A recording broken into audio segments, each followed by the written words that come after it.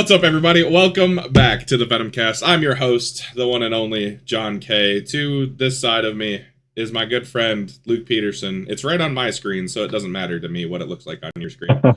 And down below, we have our wonderful guest for the week. He's been begging me to be on. I'm happy to have him on. It's somebody I don't know very much about, and I'm excited to know more about the one and only Mr. 93, Zach Lockett.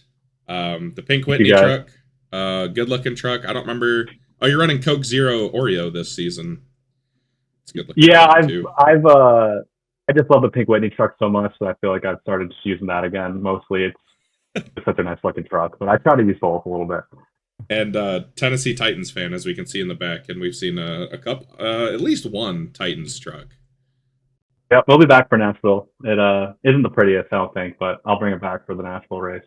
That sounds good to me. Oh man, you're what? This is what, your second season in Venom? Third season in Venom? Third, yep. I was a rookie in season 7. All right, so still relatively new. That's crazy that you've been here that long and we know absolutely nothing about you. Let's see. Let's take a quick trip back to season 7. Funnily enough, can we? Just looking at season 7 not too long ago. Yeah, I was just looking at that earlier before we hopped in. Oh god, that was a terrible season for me. Gosh, that's bad. I don't want to look at season 7 anymore. I want to look at the driver standings though. Yeah, they're telling me. See if I can find. You're gonna have to go way down. I got the driver standings. The driver standings are Nathan Reynolds winning. Yeah. John K in third, me in 6th, and let's see, Mr. Lockett. Finding me. So we had to go way down. Sure, it's not that. Oh yeah, I found you. 26. Yeah. Hey, you lost. You missed 3 races though, so that's fine. There you go. Yeah. That season started in October of 2023. I had just gotten on iRacing in July, so I was like a rookie in that season. Like Matt Slosser was my teammate and a rookie. Tyler Logan was a rookie, but those guys weren't rookies. Like I was a rookie, you know.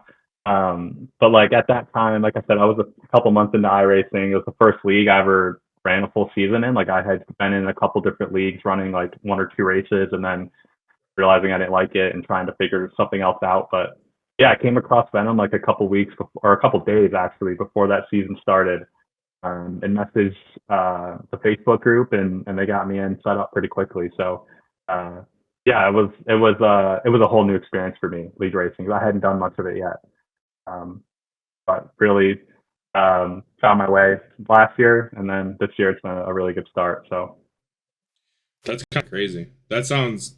I'd been on iRacing for a while, but I didn't start actually racing, like wheel and pedal racing until a month before I joined the league. So it's kind of crazy that it's it's weird being that new and then being like, I don't know what the hell I'm doing here. Yeah, I had no business joining a league at that point yet, but I just wanted to be on a broadcast and thought it'd be really cool to give it a shot. So I ended up, week 1 was obviously the Rocket Man Memorial. I got 6 because there was a huge wreck in the last lap, which is a very rare thing for Venom, I feel like, especially at road course or at super speedways. It's been pretty clean, but for the most part towards the end. Yeah, okay. I don't know. At least since I've been here. It really has, especially the last few seasons. I felt like we're all here comes the caution, and then it just doesn't happen. Never happens. I mean, that is a fair point. Right, especially at Daytona this year. That was, I thought for sure we'd get one. But yeah, after that, it was Watkins Glen. I'd never done a road course before in my life. I was I'll be all right. We'll just, I'll put in 10 laps to practice and we'll be good. I think I quit after 10 laps. I was a minute back at that point. I was I don't know what I'm doing yet. So really took the rest of that season. Literally took the rest of that season to just figure out how to do strategy a little bit, literally how to get on and off pit road well under green flag conditions. Every track we went to was the first time I had ever really been there, unless it was a super speedway or a couple of tracks that I had done in officials on iRacing. But yeah, I was a rookie. I was the rookie. That's kind of crazy. So I remember when I joined in season 2, I had nothing. I'd been on my wheel and pedals for a month. I'd been running the ARCA cars a lot. RIP to the ARCA cars, by the way. They go away Tuesday. I might have to go run one this weekend just to get one last go in them. But I literally had gotten the truck. I think the first week I got to race trucks was Gateway that year. So that'd been 21. Yeah, 2021. So that was crazy. So I had like no tracks, like nothing. And I bought them all. And going to a track for the first time is so hard. Because about the time you figure it out, the race is over. Like, yeah. I'm sure you experienced that plenty of times in season 7. But I remember trying to think of what track. I think Texas was one for me. It's like the end of the season in season 2. I didn't qualify that well, but I started running really well. And then by the end of the race, I was like, man, I wish we had 50 more laps. Like, I feel like I could go past a lot of people. It's crazy to feel like, even in like just one race, going there for your first time, the evolution from the beginning to the race to the other race. So how do you feel now that I'm assuming we're going to some tracks you've been to? Whether it be officials now or in the league, which I think going back to a race in league conditions as opposed to like official conditions, it changes a lot. Like, not just, I'm not talking track conditions, but like the longer races and stuff. So how does it feel now that like we're going to a lot of tracks and tracks that you've been to before? Yeah, no, I feel good about, I mean, pretty much anywhere we go. I mean, back then, like you were just alluding to, like I was like buying the track the week of like the race and like figuring out where the breaking points were like in practice and stuff. And I mean, that was like you talked about, you know, late 2023, early 24. Like I was racing. I'm sitting at my work desk right now. I work from home a couple of days a week, and I have like a dual monitor set up and stuff. But I started that season as well on like a normal Logitech wheel that everyone starts out on, and on a stand sitting here at my desk in this like gaming chair, and it was like not comfortable at all. And I had this small 24-inch monitor, and now as you can see, now I've upgraded a little bit to like a triples and a full size rig. Yeah, just a little bit. But throughout running in different races, whether it's in this league or in different leagues, I've been to every track multiple times now and feel much more comfortable with everything. I think I spent a ton of time last year around this time. Like I was racing like Sunday nights in the Icon Cup Series, Tuesday in Venom, Thursday in Racers Elite, like just trying to get in as much racing as I could just to get used to longer races, tire saving, tracks, all that stuff. So I think I've grown so much in the last year and a half, and especially during that around this time last year when I was racing a lot more than I am now. But I feel really good about the bigger tracks, the auto clubs, Michigans, 9.5 tracks, but still working on the short tracks and the short run speed on those. Like Wilkesboro we have coming up. I know you guys are good there, and a lot of people in the league are. Yeah, Rockingham as well. So those kind of tracks I got to still kind of get better at. But the larger tracks are my bread and butter right now. So it is funny. It's funny you brought that up, though. His 3 top 10s in his rookie season are Auto Club, Daytona, and Vegas. And he hung right on the edge of the top 10 in most of them. This year we come back and we run Auto Club and Vegas in the early part of the season. And if I recall correctly, like 6th place at Vegas and then on the podium at Auto Club. So you can watch the direct correlation of growth to just that practice and being at tracks that you are comfortable with, and then being able to develop skill at. That's really neat to see it progress that way. Yeah, and really that comes from like before I was on iRacing, I used to do I'm gonna have my Xbox down here still, but like I would run on NASCAR Heat. Like I don't know if you guys have run on those games, but like 2018, 19, and 20, I think I had Heat 3, 4, and 5. I didn't race like a ton, but whenever you would race, you'd hop into a public lobby and it would either be Daytona, Auto Club, Chicagoland, like a bigger track. So like I was on a controller, yes, but like I at least had an experience at those tracks when I got into iRacing. Not that it correlates that much, but like it does a little bit. It must a little bit because we didn't run Martinsville. Something's there. We weren't running Martinsville. We weren't running Bristol. We weren't, those were an absolute mess on those games. So the short tracks are still something I'm getting used to.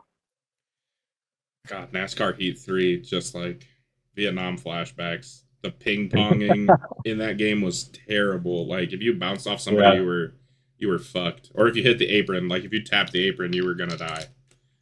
The game was so bad. I feel like when I get close to the apron now, I still get flashbacks from that, too. Like, I'm like Atlanta or something. I'm gonna hit it, and I'm just gonna whoop on. Yeah, you're gone. You're going all the way up the track, and you're gonna take out at least 3/4 of the field.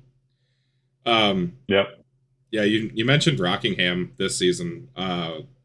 Last season we had quite the duel at Rockingham, and that was like, Yeah. I think that was the first time we really raced together. I don't think I'd gotten to race with you very much before that. Obviously, with season 7 being your rookie season, and I did not finish a lot of races in season 7. That was a rough start, rough like 3/4 of the season, but yeah, that was like, I didn't really know much other than like, I think there was a couple of times you got caught up in like wrecks in season 7 that I remember. They were like, "Oh yeah, it was Zach Lockett and somebody else," and I'm like, I don't know how I feel. I don't know how I feel knowing that guy's leading the race, because I've heard his name more than others when it comes to wrecks. And then we ran side by side. I don't even know for how many laps, but it was good, hard, clean racing. And then I think you caught the wall a little bit. Yep. I got lucky. I was up there on strategy. I think I was like the last one to not go to pit road or something. I don't know. I wasn't up there on speed, and yeah, I ended up just trying to just put a bunch of time on the guys behind me and just was just hooking my right front, just putting a ton of wheel into it, and then ended up just trying to hang on. And yeah, I thought all the way back to like ninth or 10th. Yeah, I was gonna say you were doing pretty good for not being up there on speed. That is for sure. You were, because I got to you and I was like, all right, this should be pretty easy. He's got older tires, and I'm like running it in there into 3 and 4, and I'm like, holy shit! Like I don't know if I'm gonna get him. And then we got side by side, and I was like, I need to just gas it up. I was like, if I run him in the wall at this point, like, hey, my bad. And then I heard you get the wall, and I was like, I don't think that's my fault. And I drove away, and I was like, oh. Went back and watched it, and I was like, okay, we weren't close, it's fine.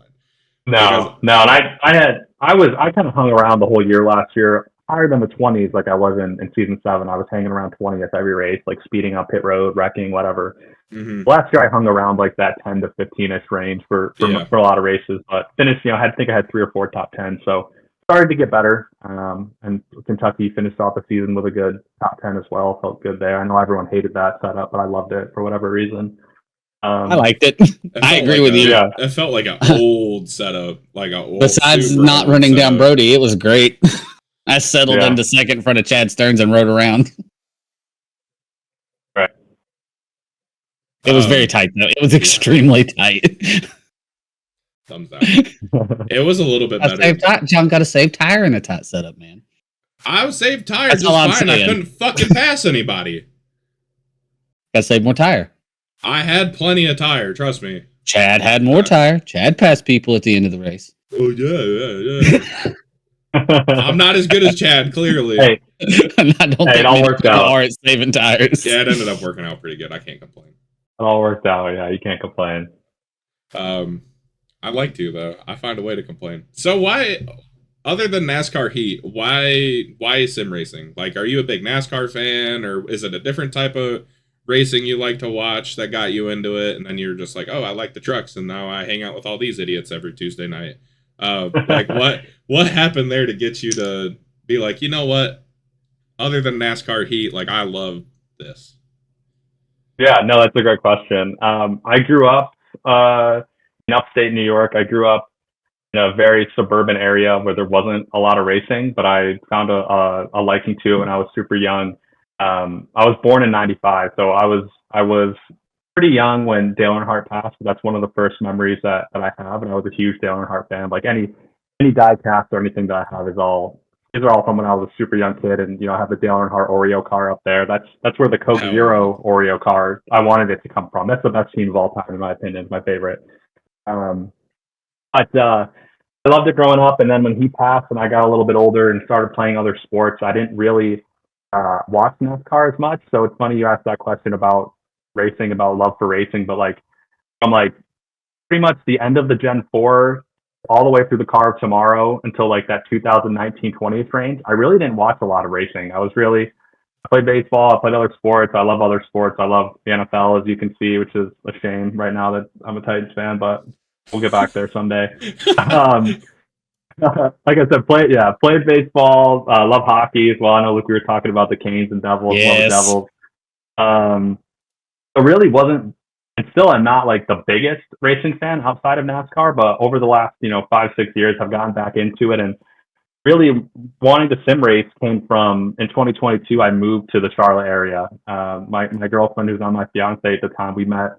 I lived in Virginia for a year, and we had met up there, and she was living down here at the time. She was up visiting family, and when I got into Charlotte, I was like, you guys know how it is. I mean, I lived 5 minutes from the Hendricks campus. Everything's NASCAR. I went to go do the simulators at the Hall of Fame and was like, you know what? I'm not playing any video games really right now. Like, I love video games. I grew up a gamer.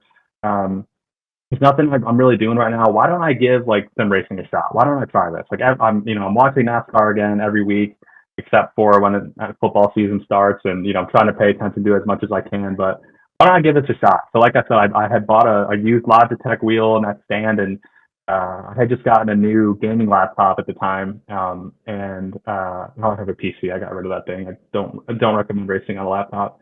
And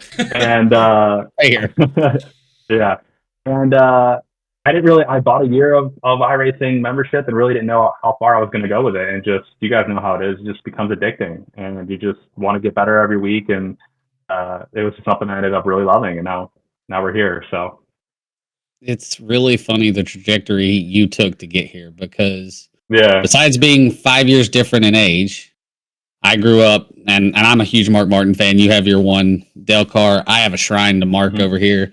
That's how I grew up. You can see who John K liked. And so we watched it religiously in my household. Grew up in Western North Carolina. Every Sunday, PRN's on. You watch the race till you go back to church. Like, racing was life. We collected die casts, and then same thing. I get to high school, start wrestling. I played soccer. Get to college, and pretty much when I picked hockey back up, I got back into the Canes while I was in college, and watch everything else. You have a decent fandom. I pull for the Cowboys. Imagine what that's like. But yeah, huge into sports, but didn't watch NASCAR anymore. And I think right after COVID, like 2022, like 2 years after, I just kind of start playing around on YouTube, and I find this Car Inside guy, and he's racing trucks. That seems kind of neat. And maybe I should watch NASCAR again. And my wife's like, yeah, I think we'll watch NASCAR again. That's fun. And so start pulling for Ryan Blaney, get back in that. I'm like, man, I really want to try this out. Go buy my Logitech wheel, race through Arcus, race through trucks. And the next thing you know, I win like 2 races in the trucks. And I think I commented on Nathan's videos. I'm like, hey, thanks for the help. If it weren't for you, I wouldn't have figured this shit out. I'm terrible at it. He's like, we have a league, right? And I'm like, what's that? How does that work? Yeah. And so after like 2 years of being re-obsessed with NASCAR, and I don't miss a race now, same thing, just straight into this, and it's like every other day. Let's go race something. That'll be fun. Yeah, that is cool. That's the same thing. Like I stopped watching for a little while, and then I just came back when I started playing the Heat games again, and now I'm a Chase Elliott fan now. So I'm just kidding. It could be way worse. You could be a host of our fan. I mean, hey, what the fuck? Right? And you know what? I like all the Hendrick cars. Like I really don't care as long as it's a Chevy, really, to be honest. But when I got back into it, he won the championship that year, and I liked anyone who I grew up watching their dad, like Bill Elliott, even Ryan Blaney, because Dave Blaney used to race, obviously, and I just always thought that was cool. Kevin Harvick, I didn't really care as long as it was either Chevy or Harvick or Blaney. It's good legacy. I always like finding a legacy driver. It's really neat when you get to like attach them to their parent or uncle or whoever you watched them. I wanted to pull for Harrison Burton when I started because I was a Burton fan, and then I just couldn't bring myself to do it. Sorry, Harrison. Yeah, dude, I want to pull for Austin Dillon. I want to pull for the 3 car. But it's so bad. You just can't do it. Dude, yeah. From Welcome, North Carolina, man. Come on. Oh, that was the other thing. I lived in Charlotte for the last 7 years and just moved to Virginia, so I thought that was hilarious too. But yeah, you're all around it there. Everything is there. Mm-hmm. Yeah. I'm up towards Hickory now, so I'm about 25 minutes from Hickory. I go watch late models there and stuff now too, which is cool. Which means you live about an hour from my parents. They live in Avery County, Boone area. Okay, so that's awesome. Yeah. I love Hickory. I want to move to North Carolina. Yeah, man. Will you hurry up and graduate already so we can move? Okay. I do think that's like the weird thing of Venom, is it tries to correlate everybody to the Southeast. Jan keeps joking about leaving California. That's just where NASCAR is. I mean, like, it is. Everything's here. I joke that I want to move. I honestly love where I live. Like, getting to work at Eldora is freaking awesome. But I wouldn't mind if we if we hit the lotto and then we could have like a little freaking cottage or vacation house. Yeah, dude. I want to go down there and just explore. It's funny for me because of the area to tracks. Like I grew up and I'm 45 minutes from Bristol. They weren't racing there at the time, but I'm an hour from North Wilkesboro. And then I moved to Winston-Salem. Bowman Gray's there. Charlotte's an hour away. When I moved to Charlotte, I worked in Rockingham, and now they're bringing them back now that I've moved away. But you're like 2 hours from Darlington, 3 hours from Atlanta, and now I'm in Richmond. Richmond's 30 minutes from the house. I can go back to Charlotte. The tracks just are so focused in this area. If you're anywhere near it, it's easy to get to stuff. Oh, Martinsville. Right. I forgot about Martinsville. Golly. Yeah. I think it's weird how like similar the three of us are when it comes to like we started watching it like hardcore when we were kids, kind of fell off, played sports, did other stuff, and then all like funneled back into it like at kind of the same time, because that's what happened with me. The first like full season I watched back was when Chase won the title. And he was like the guy that when I first started watching like highlights and stuff, I was like, what the hell did I miss? So the big thing I started watching was like Radioactive. Like, so I started watching Radioactive a bunch, and so I kind of like, I was like, well, damn, like Ryan Newman sucks now. Like he's just like Tony Stewart retired and I missed it, and like I was like, damn, Jimmy was retiring is like why I started watching again. I like saw it on Instagram. I was like, oh, NASCAR, yeah, I forgot I liked that. And then it like big post like Jimmy Johnson's retiring, and I was like, what the fuck? Like I gotta watch now. I gotta get learned back up. And then I was like, oh, you know what? Chase kind of seems like he's that next guy. And actually, what really made me a Chase Elliott fan was when he flipped off Kyle Busch at Darlington after he got wrecked. Yeah, that was awesome. I was like, hell yeah! He doesn't do stuff like that anymore. It kind of sucks, dude. Yeah, you wish he would. Like I wish he had like a host of our. I'm not a host of our fan, but it's cool when they show a little personality. Like Chase is such a robot. Like it's 100%. Whatever. That's the thing. That is the thing that sucks. Is because like I wish he'd flip more people off. Like when he went off on Kyle Larson the first year of the next gen when Larson ran him in the fence at Auto Club and he's like, that stupid motherfucker. I was like, yes, more of that. Get out of the car. Go hit him with your helmet or something. Jesus. Like, I mean, I got Tony Stewart stuff hanging up over here. He's been hanging out with Tony. It's not because he's my boss. I promise. I liked Tony well before I started working at Eldora. But I mean, you think about Tony Stewart. What's the first thing you think of? You think of him cussing out Joey Logano after freaking Auto Club. You think about him throwing the helmet at Matt Kenseth at Bristol. Like, that's the shit that NASCAR needs, and that's why I like Hocevar. Like, yeah, he does a lot of dumb shit. Yeah, he intentionally brings out yellows. But he's going to go ruffle some feathers and make it weird. He's going to go make it weird for people. And they're like, why is this car doing this? Like, that car is not supposed to. That's why I like him. And then he goes on Twitch and, Dude, that's why I kind of like Chastain even. Like, people hate Chastain, but like, yes. It's like the ability to stand out a little bit is like, it's cool and not be a robot. Oh, yeah. I think for me, I said it last week when Ross wrecked Chase. I said, "Oh yeah, Ross is back, baby." Yep. Like he got. It's like Rick Hendrick put him on probation, and now Ross is off the leash again, and it's like, let's go. Yeah. It's time for him to start cooking. I just want the balance. I think you have to have both sides of it, and obviously, for my history, you know who I like. I like Mark Martin. I like Ryan Blaney. Blaney may cuss everybody out in the car, and that's my favorite part of Blaney. I love his in-car audio, but he generally tends to drive really clean. The thing is that you have to have those guys who are going to run. Yeah, I have the same car. It's over there. Yeah. Painfully clean. I forgot it was there. And always do that. But you have to have the Earnhardts. You have to have the Tony Stewarts. You have to have the Hosefars, the Rosses. Somebody has to make somebody angry. Somebody has to drive like their life depends on them getting that car to the top 5. Not even just a win. They just want to be up front. And when you have that, it creates good drama and you can get interest in different drivers. But instead now, we have like 4 or 5 drivers who have a little bit of personality that try, and everyone else is just an automaton in line. I haven't seen the wreck. I don't know what happened. I agree with, I think it's the NASCAR Weekly podcast. They really need to get tablets and just give them tablets. Or no, it's action's detrimental. They want to give them tablets, show them the wreck. Let them see it so they can make a comment, or just make the comment about how you feel. Don't worry about what happened. Yeah. You know what? That sumbitch wrecked me. I don't like him. NASCAR, He can suck it. I'll get him next time. NASCAR's too PR driven now. If I was somebody's PR guy, I'd be like, let them fucking have it. That's what people want.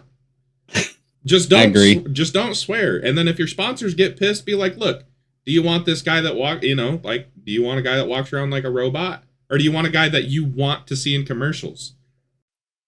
Right. I do the old NASCAR commercials, man. Oh, compared to, what they are now. And even like sponsorship, like every week when I see the RFK buildsubmarines.com, I'm like, build submarines? Like, do you think there's a little kid out there who's like, you know what, let me go like get into submarines because I see that. Like I think of like the Silver Bullet with Shirley Marlin, like all those iconic paint schemes. I'm like, I'm gonna drink a freaking Coors Light. I see that. Like I'm gonna go look at submarines. I don't know. Let's drink some beer while we're underaged. Now, have y'all seen? Well, we know what pills Luke uses.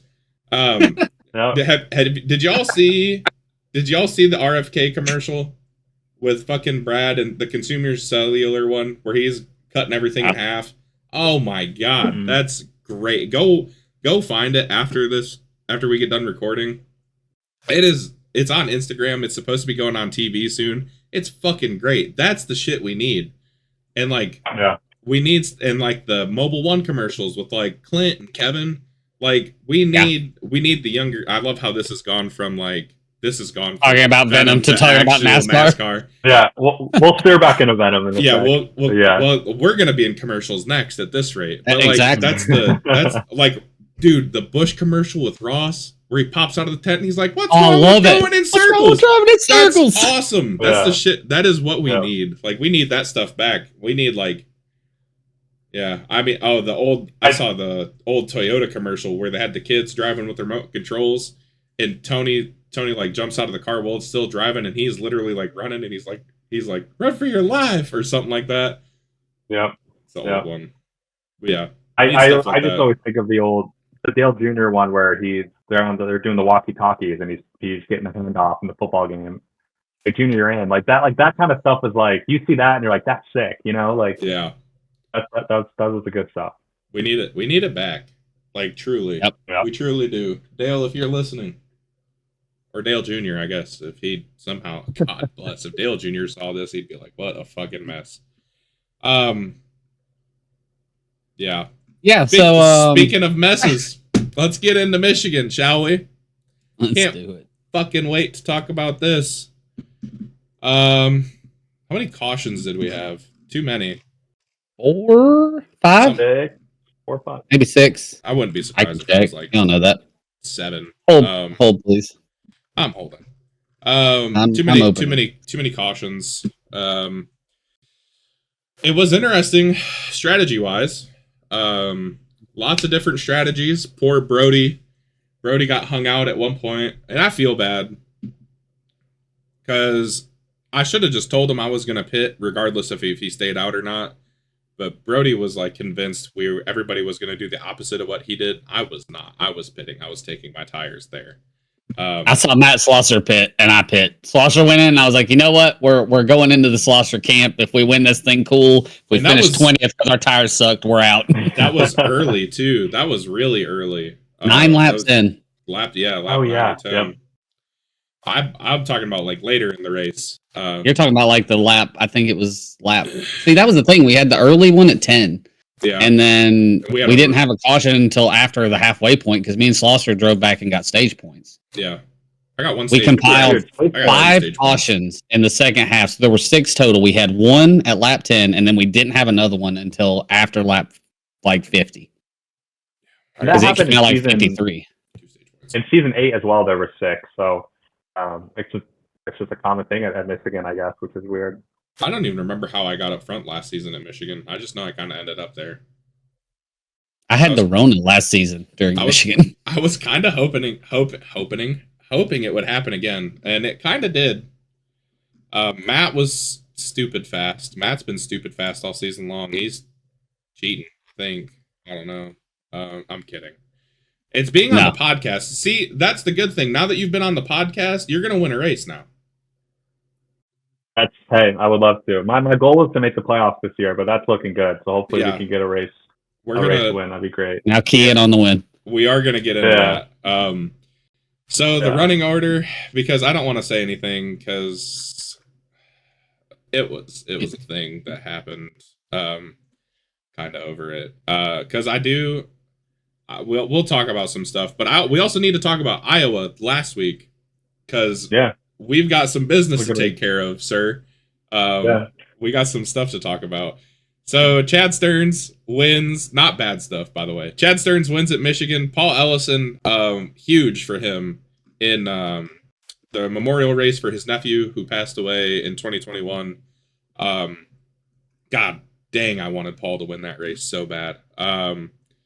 It was so funny. And that was really cool that he led lap 55 too. That was really cool. Yeah. He stayed out and did that. Yeah. And shout out to Paul. I forgot to give just him and his family a shout out in my interview. So it's really cool that he gets to do that race every year and finish well in it. Yeah, I'm glad it worked out that way for him because going back to Paul's first win in Venom, it happened at Michigan. And we were all making jokes in Discord about having tires left at the end of the race because that's what happened in season 2. Paul, Garrett, somebody else. I remember his first name was DJ. I don't remember what his last name was, but they all had tires, and I benefited from a wreck, and I was leading. I had a chance to win in season 2. This is like 2 weeks after Bristol or something. So I was like, holy shit, like I'm up front again. Like this is weird. And Paul had a set of tires, and I was teammates with Paul at that time. And Paul goes, we're talking about the late caution. I was like, well, this kind of is good for me. Our team owner at the time, also league owner, was in the wreck. Him and Andy wrecked each other. A lot of history there. But Paul just goes, oh wait, shit, I have a set of tires. So like that was a running joke like all throughout Tuesday night. And then we get late and I had just put on my fresh tires. Luke had put on his 8 laps? 8 laps before us. I put on my last set like 65 or something like that. And I put my last set on with 25 to go, and I was like, this is going to be great. Yeah. And then Paul goes, because me, Hayden, like basically a whole bunch of people, we were just moving through the field. And Paul goes, hey, guess what? And I go, you have a fucking set of tires. Like it just, the running joke was perfect. And I wish he could have done it just because of like how special that would have been for him to get that done on Tuesday with what the title of the race was and what the date was. It was also his birthday too. Like it would have just been a huge day. But our guest, Zach Lockett, comes home in third. Good run for you, sir. Again, talking about the big tracks. You're super quick at Auto Club also. People say things translate from Auto Club to Michigan. I don't, or vice versa. I don't get it. I don't get Auto Club, but I get Michigan. I'm the opposite. I feel way better Auto Club in Michigan. Agreed. I hate Auto Club. I hate Auto Club. I love Auto Club. Josh Freed comes home in fourth. Garrett Rainey comes home with a top 5. If a specific late caution hadn't come out, Garrett might win that race. He's going to be awfully dang close to the front with the tires he had, because he was the last one to put on tires. Tyler Logan finishes in 6th. Rodney Matney finishes in 7th. Josh Matichek in 8th. Hayden in 9th. He was battling for the lead late with Chad. We'll talk about that. Matt Schlosser finishes in 10th, rounding out the top 10. And then 11th, Pascal Samard. Josh Jackson finishes in 12th, which is awesome. Like, he was in the top 10 late, and I don't think he had an X the whole race. He had one incident. So he must have gone... All 3 of those guys. Through the infield. All 3 of those guys. Pascal started 28th, Josh 27th, Eric Breeding started 30th, and they got 11th, 12th, and 13th, which is crazy. Wow. Good run for Eric finishing in 13th. He needed that. Cole finishes in 14th. Eric finished 13th. I think I said something else. I don't know. Luke finishes 15th. Paul Sargent in 16th. Jan Van Leer in 17th. Hunter Leach finished in 18th. Gary Clark in 19th. Jordan Jorno in 20th. I think he spun at some point too, if I'm not mistaken. He was up there for a while too. He was having a good run, mixing it up. Austin Holyfield in 21st, and that was the last car on the lead lap. As Brantley finishes 22nd, Brody finishes 23rd. I finish in 24th. Yikes! 1 lap down for Brody. 1 lap down for Brantley. 3 laps down for Brody. 7 laps down for me and Kevin Sargent, who finished in 25th. 9 laps top. I did not know that. Yeah, he flipped in that one wreck. I have not watched the broadcast back yet. Still, it's Saturday. It's not gonna get watched more than likely because it'll upset me. Mark Dillon finishes in 26th. Andy finished in 27th. Vroman 28th. Greg Bradshaw in 29th. Tyler Berger in 30th. I don't know what happened to Tyler. Brian Mitchell in 31st. Kyle Zittel in 32nd. And Leo down in 33rd. I don't know what happened to most of the people that didn't finish the race, but Brody, Andy, I don't remember, when did Brody get wrecked? When Vroman got wrecked. So Vroman, Brody, Jan came up into Andy and them. Jan was drafting you and drove straight, and when we reviewed it, we talked about it. He was driving in your draft and never saw the corner. He said, I was driving and I just got in the zone of drafting. And the next thing I know, we were in a corner, and it ran Vroman, Andy, and Brody all up into the wall. So that's what ended their race. I think Greg spun. I didn't realize Andy was a part of that.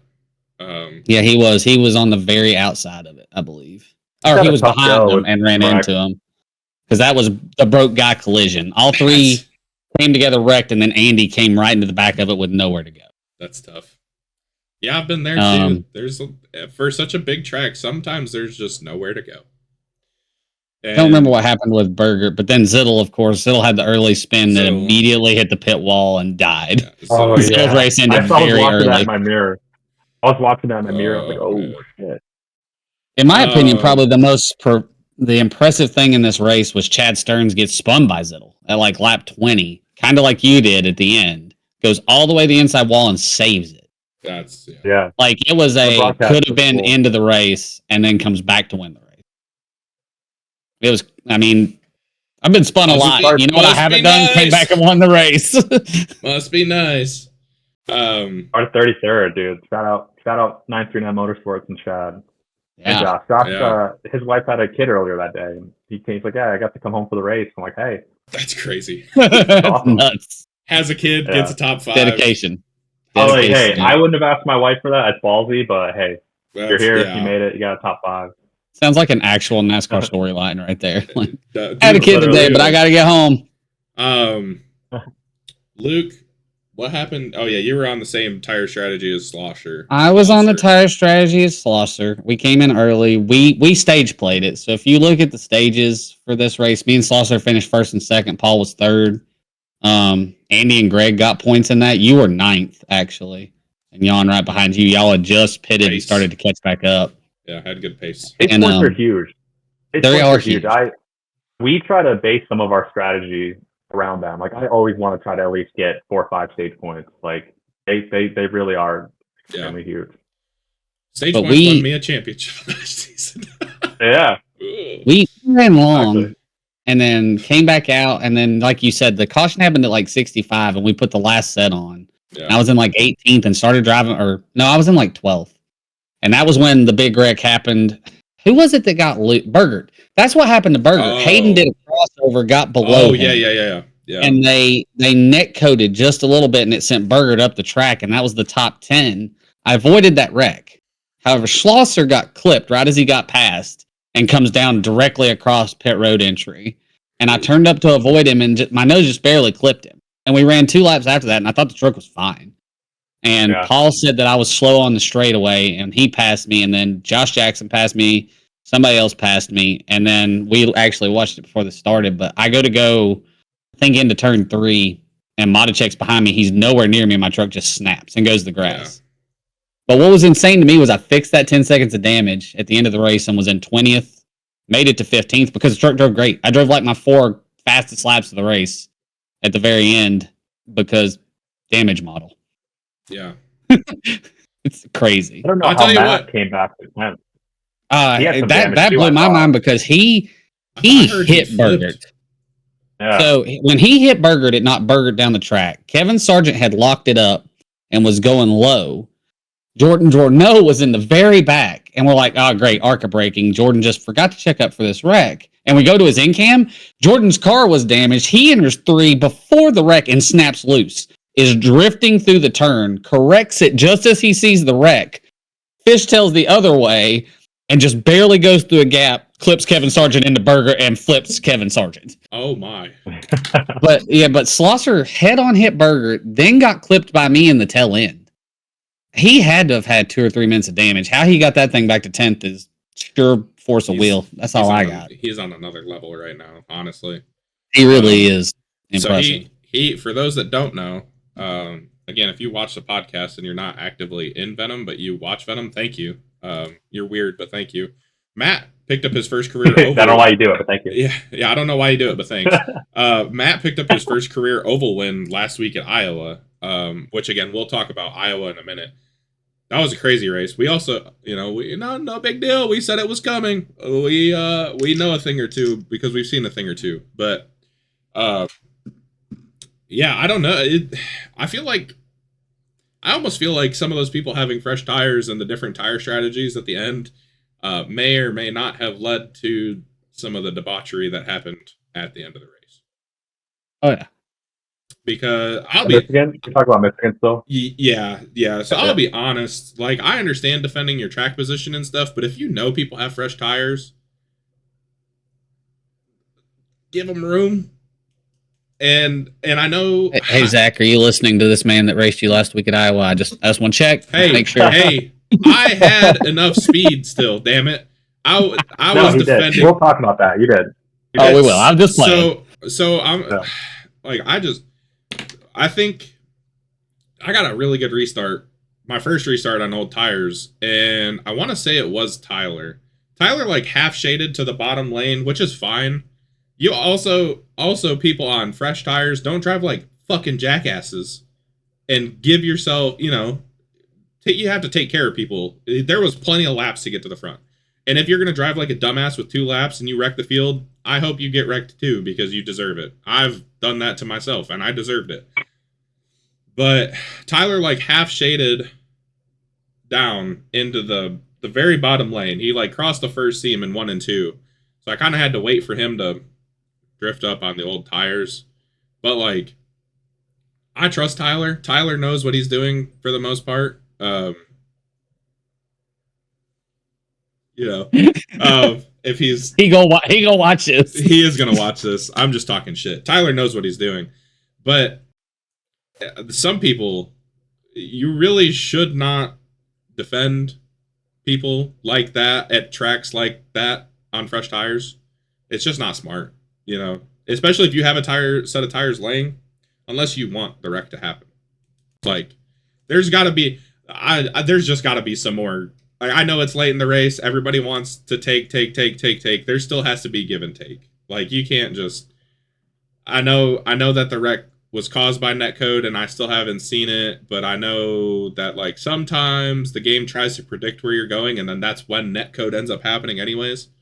So I'll have to watch that back, but I think something you talked about there. So many cautions, and I know Steve was frustrated about the first one that happened because I'm not gonna lie, I saw Jan. Obviously, like that's all I could see in my mirror. I knew I had to drive it deep into 3 and 4, or I was gonna die because I was backing up 3 and 4 a little bit. There was people driving it in deeper than me.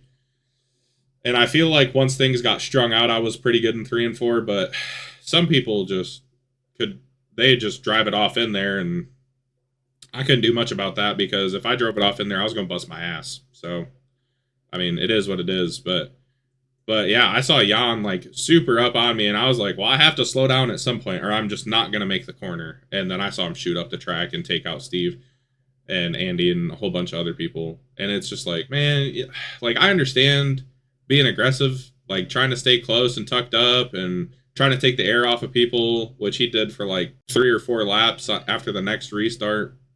But like, man, it's just, like I understand it all, but sometimes you just kind of have to like chill out a little bit and let it settle out just a touch. And then, I ended up dying. Again, I understand what he was trying to do. Shit happens. It is what it is. I'm just upset that I didn't save it because it was just kind of a weird spot. Like we were on to the backstretch and I got hooked. And I just kind of was like, I was pretty much up to speed at that point, not going down the backstretch. There's not many people that are going to be able to save it at that point, as tried, but whatever. I think there was something you talked about with racecraft though, there with new tires and old tires, and how it's really hard to go back out after you've been running, say, and I'm not saying anyone in particular. I started in 20th, but when you've been running from 10th to 20th, and you get fresh tires and you come back out and start trying to carve through the field, it is extremely difficult to manage that. When me and Saucer stayed out, Drano had just come out on fresh ones, and he was a whole corner behind me. And you don't think about that, but like I'm Exton too, and he literally apologized in the race. He didn't do anything wrong. He just slid up on exit of 2, but he was so much faster mid corner that he caught me door to door by the time we were exited. Yeah, I had an incident like that at Rockingham, like my second season in the league. Like you don't see those guys, but when you have those fresh tires, meshing with people who have older tires is a skill that people don't appreciate enough. Traffic management is tough. Mm-hmm. Like, and it got me in trouble literally last season. Like, just going too hard, and a lot of it is you're trying to guess where people are, and you have to put a lot of trust in the people on old tires that they're gonna stay where they are, and that's what happened with me and Gary. Me and Gary had a little misunderstanding. I tried to go to the middle because I thought he was gonna stay to the bottom. He thought I wanted the bottom. Ended up wrecked. Shit happens. Like that's gonna happen. But like restarts, especially with fresh tires, man, you have to be. You can be aggressive. Like I don't want to just say like, oh, don't be aggressive, because I'm gonna go be aggressive. I know I am. Like, and I was. Me and Garrett talked about it, and I told him like straight up. He's like, I got put 3 wide. It was him, Hayden, and somebody else. He's like, I'm surprised we didn't all die. And I'm like, well, sorry. He goes, why the hell are you saying sorry? And I go, because I'd have done the same fucking thing if I'd have got a good restart. Like at that point, it's go time. You still have to have like, you have to, I call it cautiously aggressive or aggressively cautious or whatever, however you want to say it. You have to go, but you got to take care of people. You can't just fucking throw it in there 6 wide, which we did, by the way. It looked awesome. With 2 laps to go, sure, yeah, whatever. You can do whatever you want. But when there's like 10 laps to go, don't be dumb. If you have an advantage, don't be dumb. Kind of common sense, I don't know. It's a hard spot to be in because. Oh yeah. Go ahead, I'm sorry. No, you're good. You're right. It's a hard spot to be in, and I know at least for me, I always value trying to be on the offensive, like on the fresher tires, like driving defensively, like. It's a difficult thing, especially on a track like that, when everyone's coming and you're going 5 wide and all that stuff. So I'm like, I want to put myself in position to be on the offensive. That's just how I kind of like to try to roll. Right. I have a question about that though, because you podiumed. How do you feel you ran that race pit strategy wise to where you were, or not just pit strategy wise, but how you ran the race? Do you feel like you saved and that put you in that position at the end? Or do you think that the track just favors how you like to drive, or you just happened to line up when you wanted to? Because it felt like you were fast all night long to me, but I was also all through the pack. I was a comer and goer all race, so I got to see everybody. Luke went on an adventure. I did. I started 20th, went to 2nd, went back to like 30th, came back to the top 5, and then finished like 15th. So I was everywhere. I got to see everybody. Yeah, no, I didn't see everyone. I feel like I started 15th. They didn't qualify well, which is something I'm trying to get better at. Because like starting 15th there, like I felt like I should have started way higher. And Luke, I think what did you say? You qualified 20th? Like you probably should have been starting. My second lap didn't get counted. Yeah. Oh, I literally timed out as I crossed the line, or I'd have started 12th, and it really, really ticked me off. But that was my own fault for not getting my second lap in time. Yeah, my second lap, you could floor it all the way around 3 and 4, but I don't know if the angle I took into 3 and 4 or something, I got a little bit loose and shaved off a bunch of time, but like the last 10 minutes of practice, I was practicing that, and then I was so mad that I messed that up. But we had a good restart off the very start, and I think I got in the top 10 within the first like 3 or 4 laps. But yeah, pit strategy, I think I took a pretty conservative approach. I mean, I like where you and Matt's head were going in early, because like whenever you're in doubt, I feel like in Venom, I always count on the long run. Like if you're like that could have been a really good strategy if we didn't get a bunch of those cautions, which is a rare thing, I feel like. But no, my first run I didn't feel that good on. I started to get super loose towards the end of the run and fall off. But when the track started to cool down, I started to get a little bit better, and then was able to just maintain that 5, 6, 7 position. And then that incident with Hayden and Chad really helped me out at the end. Like I think I would have finished like 5th or 6th if that didn't happen. So that's kind of how I got up to the podium spot. At least I had top 10 speed, 5, 6, 7 speed, but obviously that incident really helped out. Yeah, that was a hell of a move. I didn't see it. Put yourself in the right position. Yeah, I didn't see it till just before we started recording. Luke's like, "Yeah, let's look at some stuff," and that move was sick. It was dope. That's what. Wide top at the top, baby. That's what I love, because that's what I would have done. That's where I'm going. Yeah. It's like, it was very uncharacteristic for me on the restart. I restarted in the inside lane. I went all the way to the bottom. I wrapped the bottom completely, both ends of the track, and holy shit, there was so much grip there in 3 and 4. Yep. Like if I could, I should have done that. If I could, I wish I'd have known that earlier and could have practiced it earlier. Because like I feel like, I might not have got wrecked had I been down there, but if that caution doesn't come out between Hayden and Berger net coding together, I'm probably leading coming off of 3 and 4. That's like how insane it was. Fresh tires versus even the older tires, and them just being up a groove. Like I either would have been leading or would have been really fucking close to leading if that caution don't come out, just because it bit so well on the bottom, which blew my mind. Oh yeah. But and Chad was even saying that to me. Like, hey, there's a ton of grip on the bottom of 3 and 4, and then literally when I pushed him out, so after the Chad and Hayden incident, I come up behind Chad, I give him a big push down the front stretch, follow him right into 1 and 2 in the bottom, and then down the bottom in 3 and 4, and then the final lap, for whatever reason in 3 and 4, I tried to go on the outside and lost a ton of speed there, and then Paul ended up getting me for second. So it's just like, I don't know, I didn't like panic, but I was like, I'm just going to try to send it on the outside. And then if you go back and watch the broadcast on that very last turn, I lose a ton of time and end up getting beat for second. I think Michigan is one of those tracks. Like, I think Vegas, you look for clean air. John talked about it a lot in my race in the Truck 200 race, about just looking for clean air. And at those tracks, that clean air gives you runs. Michigan, for me, and all the practice I did, and sorry, Zach, we didn't talk about it. I practice a stupid amount because I'm not talented at all. I'm not that guy who buys the track and comes in. I put out about 500 laps a week because I'm dumb. But what I learned was the outside and middle were good for a little bit of a run, but not like a normal track where you could find clean air. As long as that guy can make it stick to the bottom, he's going to outrun you. And I'm kind of curious. I don't know if it was the track state or the way the wind was working, but there was something to the fact that the middle and top weren't getting the runs that you would normally think clean air would provide.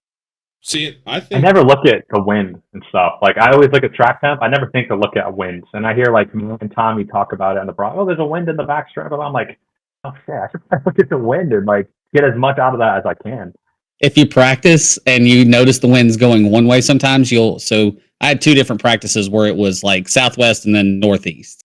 Southwest, it would bury you into turn 1 and it would grip like no get out, but then you get in 3 and 4 and you get loose, like you were talking about. And then when it swapped the other way, 1 and 2 was loose, and then 3 and 4 would grip because the wind was pushing you down into the track. So, funny enough, when we loaded into session, 1 and 2 was more loose, or 3 and 4 was loose, like you said on your qualifying. And Brody said, the wind shifted. 3 and 4 is going to be a hair bit looser than it normally is. Be ready for that. So, interesting. Wind is really interesting with how it forces the car into turns, and that's just if it's angling you into the turn.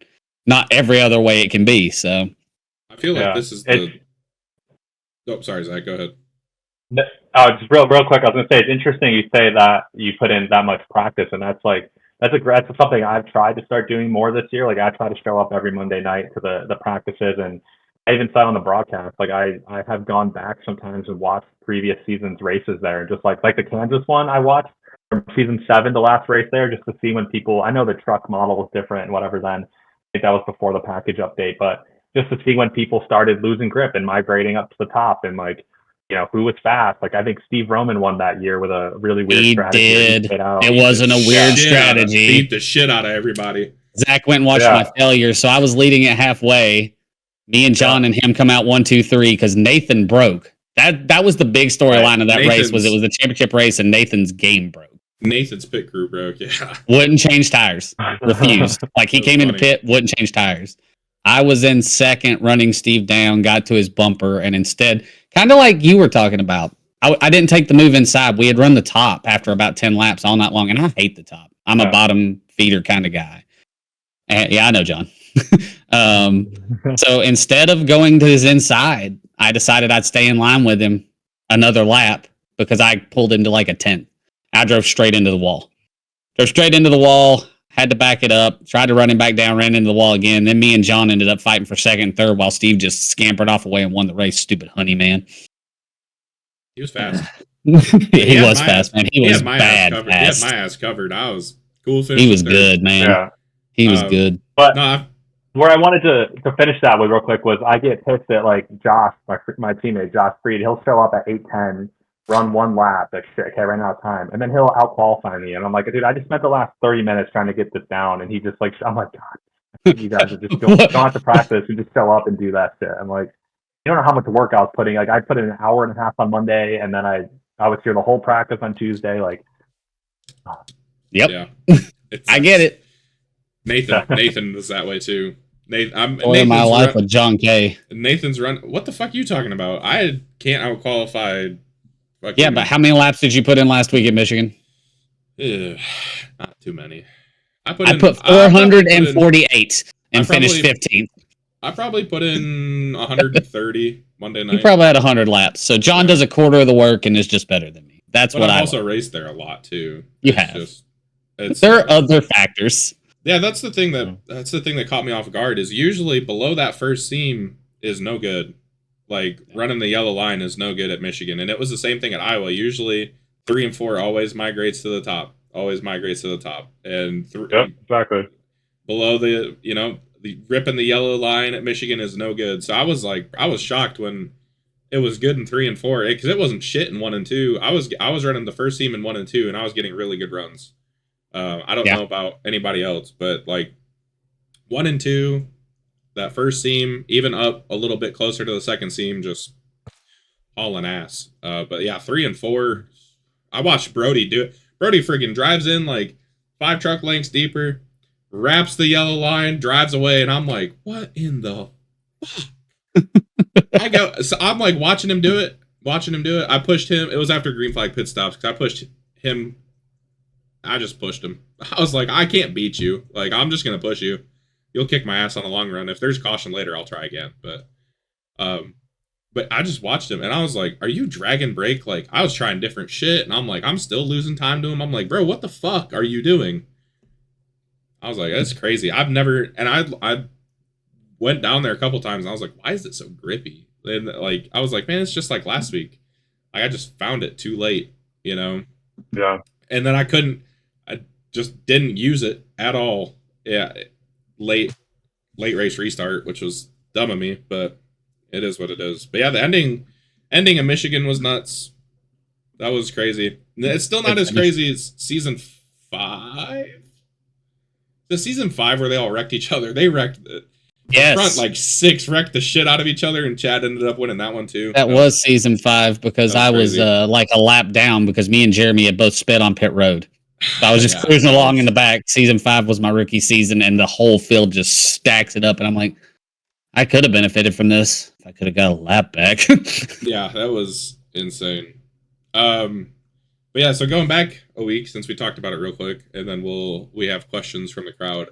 Iowa, Matt Schlosser picks up his first win. Really, the thing I want to talk about is the end of the race. Me, Zach, and Josh Matacek. Like, so the same thing that happened to Brody at Michigan this week happened to me last week at Iowa. I didn't know what to do. It was a weird spot. There was only like 20 laps on our tires or something like that. Yep. That caution comes out, and I'm like, shit, I don't know what to do because I only have one set left, and I'd rather have a set for the end of the race at this point. I'm like, yeah, surely not everybody is going to pit. Every fucking person pit. Yes, we did. Motherfucker. Yeah. So I get a good restart, and then a caution comes out, and I'm like, okay, well, if the tires cool off enough, I might be able to hang with Matt. Like, I think I started to learn something.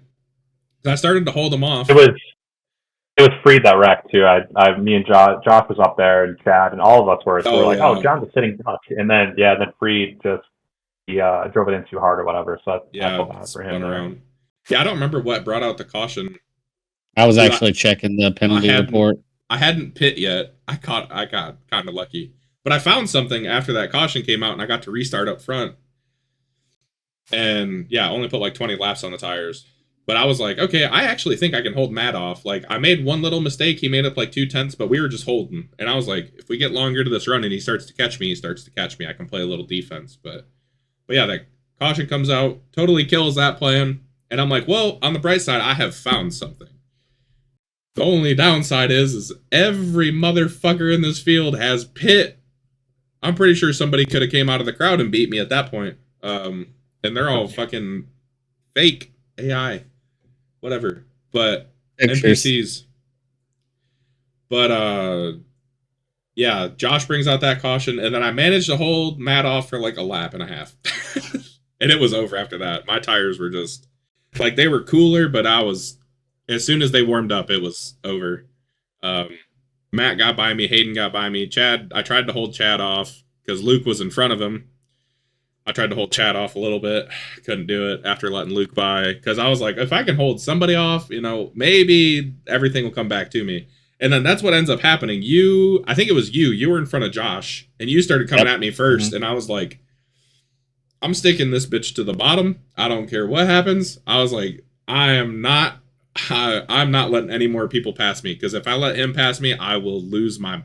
Not because it's you, but because I was like, I need a top 5. Like, I'm fast enough to get the top 5. I'm going to lose my fucking mind if, because of pit strategy, I fall any further back again. And so I held it like a damn bulldog, dude. And I was like, I thought you were going to get me at one point. I think you got to my door in 3 and 4. I'm pretty sure you got like to my door, and I was like, it's fucking over. And then I don't know what happened, and I just ended up in front of you again. I was like, oh my God. I did clear you guys. I was in 5th at one point. I think it was on the outside of 3 and 4. So I loved it. I love the outside of 3 and 4 in Iowa. And then immediately in 1 and 2, I made a mistake, and then you passed me. That's what happened. Yeah. Yeah. So I was in 5th, like, all right, nice, we're gonna get top 5, and then immediately you passed me, and then I just didn't find anything else, and Modicek got by me too. It was a hell of a battle. Yeah. It really. I was impressed too. I mean, that's just like something a short track. I just need to get better at being more confident with like sending a slider or sticking it to the bottom and just getting right on the gas. And like, if you get a little loose, like save it, make it work. Yeah. You got to just drive out of it. Yeah. Yeah. That was what pumped me up because I'm a slider guy. I like throwing sliders. Yeah. And I'll throw one on anybody. I don't give a fuck. So I know you and Josh are behind me. We come out of 3 and 4. I got a pretty crap run. I think there might have been a lapped car or something. I'm trying to remember why, but I did not get a very good run out of 3 and 4. And here comes, I see Josh in my mirror, and I literally see him shade like half a truck, and I'm like, oh hell no, you don't! I drove that thing. I entered on the bottom, on the yellow line into 1 and 2. I was like, you are not sliding me. Like, I'm not letting that happen. And yeah, we came out of it okay. We leaned on each other a little bit. It was fucking awesome. But yeah, I had so much fun. Watching it back was fun. Yeah. I need to. I got more busy this past couple weeks than I thought I was going to, but I should do that for a little bit because I was like I haven't had that much fun in a while because usually you just get swamped on old tires, but I guess it had cooled off enough that it didn't matter too much. That was like that might be the key to Iowa was Schlosser though. Schlosser was just on another level. I mean, we've talked about it being on another level, but if you look at the fastest laps of that race, he ran a 23 flat, and the rest of us were mostly, other than Chad Stearns, ran a 2.79 or 0.3s. I had a 0.342. You ran a 0.4 was your fastest. Zach's fastest was a 0.314. Like Slosser just had it. And him and Brody at the beginning had a really good fight. I was in third behind him. If that race had went long and we had not had 8 cautions, I'd have been great. Because I got to third and those two just drove away. And I was like, well, this is where we live now. We're just going to turn laps and hope nothing happens. Yeah, and he won the Truck 200 race there too. Like he did. Just gets it. He just gets it. So shout out to he drove past some people there too. He had to come back from like third to win that one. But the way the cautions fell, it didn't really affect strategy terribly. The one thing happened to John on the tires. Brody got wrecked though, right? Yeah. Because that's what took our 11 laps. Or he got a black flag or something. He got a weird flag because he was talking about it. But once Slosser got clear of you and took off, you let me by, and Hayden and Stearns drove away from me. But the blanket for you guys was like 0.7 of a second. You and Matichek all finished within like less than a second of each other, driving fast, it was a fun battle to watch. I watched the broadcast the morning after most of the time on the way to, or listen to him on the way to work, and that was the most compelling battle on the track, hands down. I don't know how I did it, honestly. Like, I don't know if it was because I was upset. You're killing it. I was so mad. I was like, God dang it. Like, not again, bro. That's the one thing that kills me, like, constantly kills me is fucking strategy, dude. Like, I can never, if I get it right, like, I get it right, it's pretty good. But, like, man, it's like flipping a damn coin. I might just keep a coin here and I'm going to start flipping it at the end of the races. Am I going to pit or not? See what happens. But that leads us to the bracket. Zach moved on against Hayden. So clap it up for Mr. Lockett. You're going to take on our boss. So now I'm going to boo you. It's going to be Zach Lockett versus Garrett Rainey. And then Brody Gunter, Lucky, versus Cole Maxwell. Brody had speed. Brody would have kicked my ass. I'm going to say that too. Brody had me covered. Quick. Brody had me covered. If he hadn't gotten in trouble, he was quick. Yeah, and then he got caught up in that mess. Again, kind of I feel kind of bad. I feel kind of like I hung him out by not saying I was going to pit regardless of what he did until after I pit, but I don't think that, I'm not sure if that would have changed his mind or not on pitting. Yeah. But, it came back around. And Brody ends up moving on. Sucks for me, but whatever. It sucks for Cole because both of you are good at road courses. Well, yeah, it does. Poor Cole is going to have to drive the greatest race of his life at Daytona and hope something happens. I will admit, out of the two of us, the one that is more likely to self-destruct and ruin his race is Brody, unfortunately. Like, I don't know. He has been known at road courses because he's so good at road courses and other cars to overdrive the truck. He'll take like one bad risk and that's all it takes and it bites him in the ass. So I hope he doesn't do that this week because he is my teammate now. So I'm going to root for him. But Cole's not out of it. No, not by any means. And I mean, and it could even be something that Brody doesn't do. It could be something completely not of his own volition. Whatever. He's probably going to be driving around people tightly, is what I'm going to say. Yeah. Brody will probably be in a group that's fighting for the front.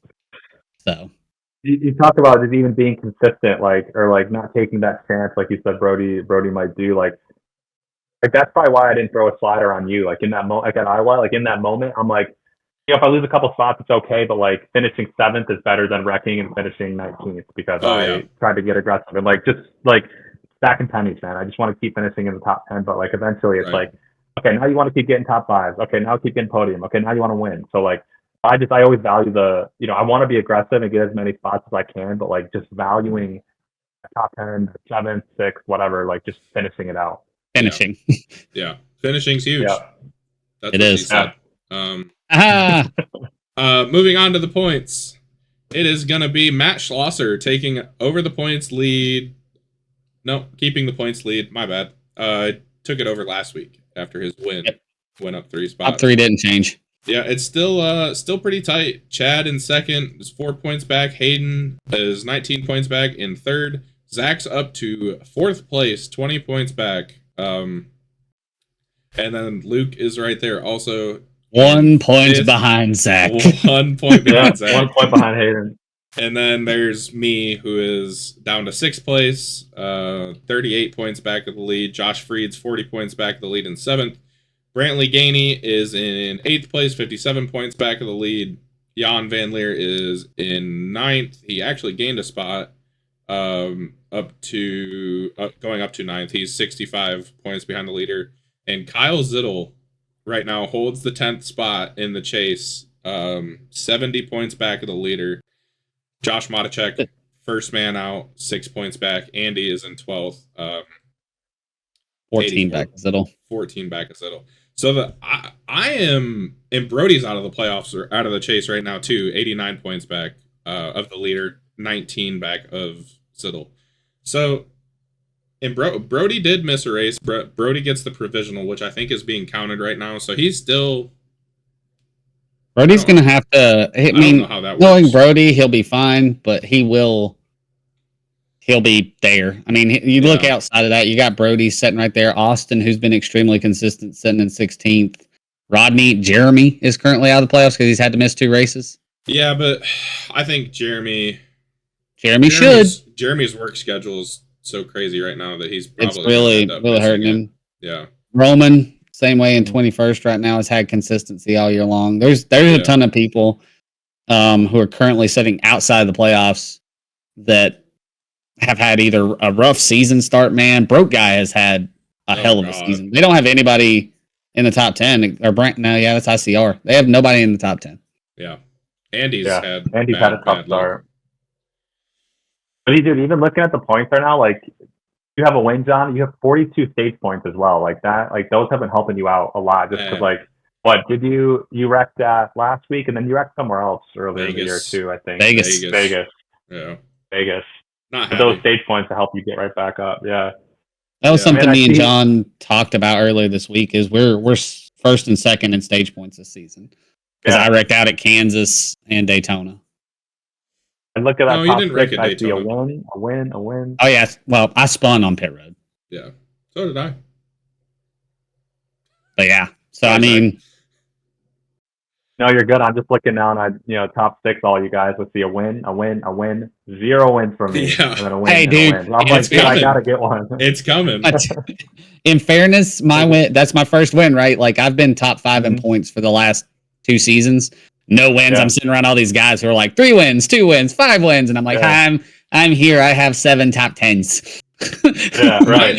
I think the thing that's interesting is how much parity there is. We've run 7 races, and we have 7 different winners. Nobody's repeated yet.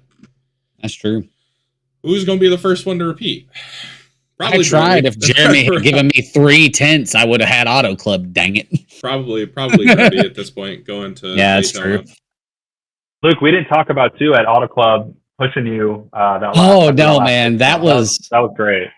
That was amazing. I didn't even think about it at the time. I was just fully focused on the fact that I knew we had to run down Jeremy. And when I went back and watched the broadcast, they were like, yeah, Zach gets in line and goes. And I'm like, at the time, that's not registering to me. But that honestly, and what makes me sad is if I had noticed it earlier, or if I could have talked to you, I would have stayed with you when we made that last pass around, I think it was one of the lap cars, maybe. But I pulled back up in front, and I probably would have stayed in your draft so we could have pulled him, and I think we might have caught Jeremy. Yeah, but it was, I mean, the most teamliest thing anybody has ever done for me that wasn't on my team. It was amazing. You were just taking a low entry into, I think, 1 and 2, and I just ran a high thought on both turns. So like you would come up in front of me, and I'd have the momentum, and then I would just push you, and we would just go. It was perfect. The lines we were running. It was great. Very complimentary. I had fun. It was a cool podium finish, and I mean, like I said, we got to really close to Jeremy. We were 3 tenths back on that last lap, and I think one more lap we probably would have caught him. Mm-hmm. But I mean, vintage Jeremy, that's a hell of a guy driving that truck too. So there's a reason he won. He's stupid good at Auto Club. don't get that place. Like, I thought I understood it. I don't understand shit. You just keep not understanding it. Me and Zach need to win some races, buddy. I understand that. That was the only track in season 7 I had a top 10 at in my rookie season, so I just always understood it. I thought I ran some officials and I thought I got it. No fucking. I got to race against John's favorite driver there and almost beat him. Who? I have a video on YouTube of me racing Hocevar. Hocevar was in my auto club like a season ago, and I just passed him and a caution came out, and then he whipped my ass on the restart. Just blew my doors off. That sounds because he's very aggressive, and I was like, nope, I ain't doing that. Everybody, that's where, I mean, I think that's one of the fun things. I know it's not fun to race against them in open, it's like so cool, in officials, but like watching them restart is fucking insane. Yeah. So one of the questions posed for us this week, and actually it was from this guy down here, Zach, is the one that asked it. Season projection list of who we think would be in the chase. I honestly, the 10 we got now, it's pretty good. I don't really. I mean, you could swap anybody. I'd say anybody 14th and up. As much as I love Garrett, I think Garrett could be in the chase. Garrett's luck is he doesn't get wrecked. It's so bad that, like, you know, I would say everybody from Tyler Logan up for 14th to 1st could be in the chase. Like, honestly, I think there's the way the season's gone, I could see Jeremy and Brody easily jumping right back up into the top 10, not because anybody else slips, but I think those two guys are guys that have just, Brody's had some bad luck, Jeremy hasn't raced. Yeah. That have, when they have been able to finish, got really good finishes. I think after that, I think Garrett, some of us in the top 10 could slip and people will pull right up into the top 10. That's how it always works. Yeah, with how good Garrett's been lately, I mean, I say that, you know, Tyler Logan and up, Garrett's 15th. Garrett very easily could make the chase. Garrett has the skill to make the chase. Like, that's not a question. I'm just going off of prior how bad his luck is. But I mean, you look at the gap. I mean, still, like, Garrett's 100 points out of the lead, but in places 50 points. So he's 50. Yeah. He's 50-ish back from. Is it 30? Yeah, 31. Yeah. I think it's going to be really close, and I think what's unfortunate is it might come down to like making all the races. Like, someone's going to be quicker or have better finishes, but they're going to like Jeremy misses a couple races, and he might not make it because of that. And, like, you know, life happens. It's whatever. But it's just it's that tight right now. And you know what's underrated too is Brantley. Brantley Gainey has 1 stage point and 2 bonus points. He's just consistently right there. Yeah. Finishes the race where he needs to finish. Yeah. I wish I had that ability. I just want to finish races because, like, so here's where I'm sitting. I'm 6th in points right now. I very easily season 7, literally, I fucking wrecked so much. I don't think I finished a race until Nashville Super Speedway in season 7. Like, very easily, I could something like that could happen where I could just not finish a bunch of races and I could get knocked out of the chase. Yeah. You know, shit like that can happen. It's so hard to predict, but, like, I mean, like, Vroman could go on a freaking tear. Yeah. Obviously, you guys talked about Jeremy. Garrett could be one. It's so hard to predict, honestly. Like, there are two things. First off, he talked about consistency. He did bring up himself. There are 3 drivers who have 6 top 10s. That would be Matt Slosser, Chad Stearns, and Zach. Oh, yeah. I mean, that kind of consistency will keep you where you need to, within striking range when it comes time. It is absolutely what you have to do in this league to be that close. I think the epitome of that was for me at Kern. Like, I was not a factor at Kern. I was in like 15th all race. I missed all the cautions, and then eventually was just like there in 6th. Like, I had no business being in 6th, but, like, when you stay out of your mess, you let people by when you need to, like, and you're there, you get a 6th place, you're like, fuck, I'll take that. Like, I do not deserve to be here, but it's another top 10. It's another, good finish. Just keep stacking them. You just reminded me why I'm still mad at Chad this season. Him and Andy got together, and I was on the outside. And what was worse about that is I record all our races. Sometimes they make it to YouTube, sometimes they don't, but I have my own view. And I know because I was looking at it. If you watch my eyes on camera, I look in my review, see Chad go low 3 wide at Kern, and I'm like, this ain't going to end well. Maybe I'll just stay in the throttle and it'll be fine. And the next thing I know, I am turned completely sideways on the backstretch of Kern, coming down in front of, I think, Modicek. But like that ability to like choose your battles and pick where you need to be on track at that time is really smart and underrated. But the other thing I was thinking of is average rating. When you go to our sim racing hub, average rating will tell you how good those people are who haven't got to come to all the races. Jeremy's a 103, and the only other person who's a 103 this season is Schlosser. Mm-hmm. So based on how much he's actually ran, exactly, you're a 93. I'm a 94. Like me and you are dead together. John's probably a little higher. Yep, 97. So John just hasn't got the finishes. So it's really neat to go look at those average ratings. And like Zittle's a 91, which means he's probably qualified well. He's probably ran well, but he hasn't quite got the finishes that say Jan or Brantley, who are in the mid 80s, have got. But they've got those finishes, which is what's keeping them in front. So I've always really liked average rating. Last season, I had a terrible start to the season. I think I got wrecked 4 or 5 times, but I kept I would get really mad and upset and frustrated. Then I'd look at that rating and be like, hey, I'm rated as good as people who are in the top 5. This will balance. Just try to be consistent.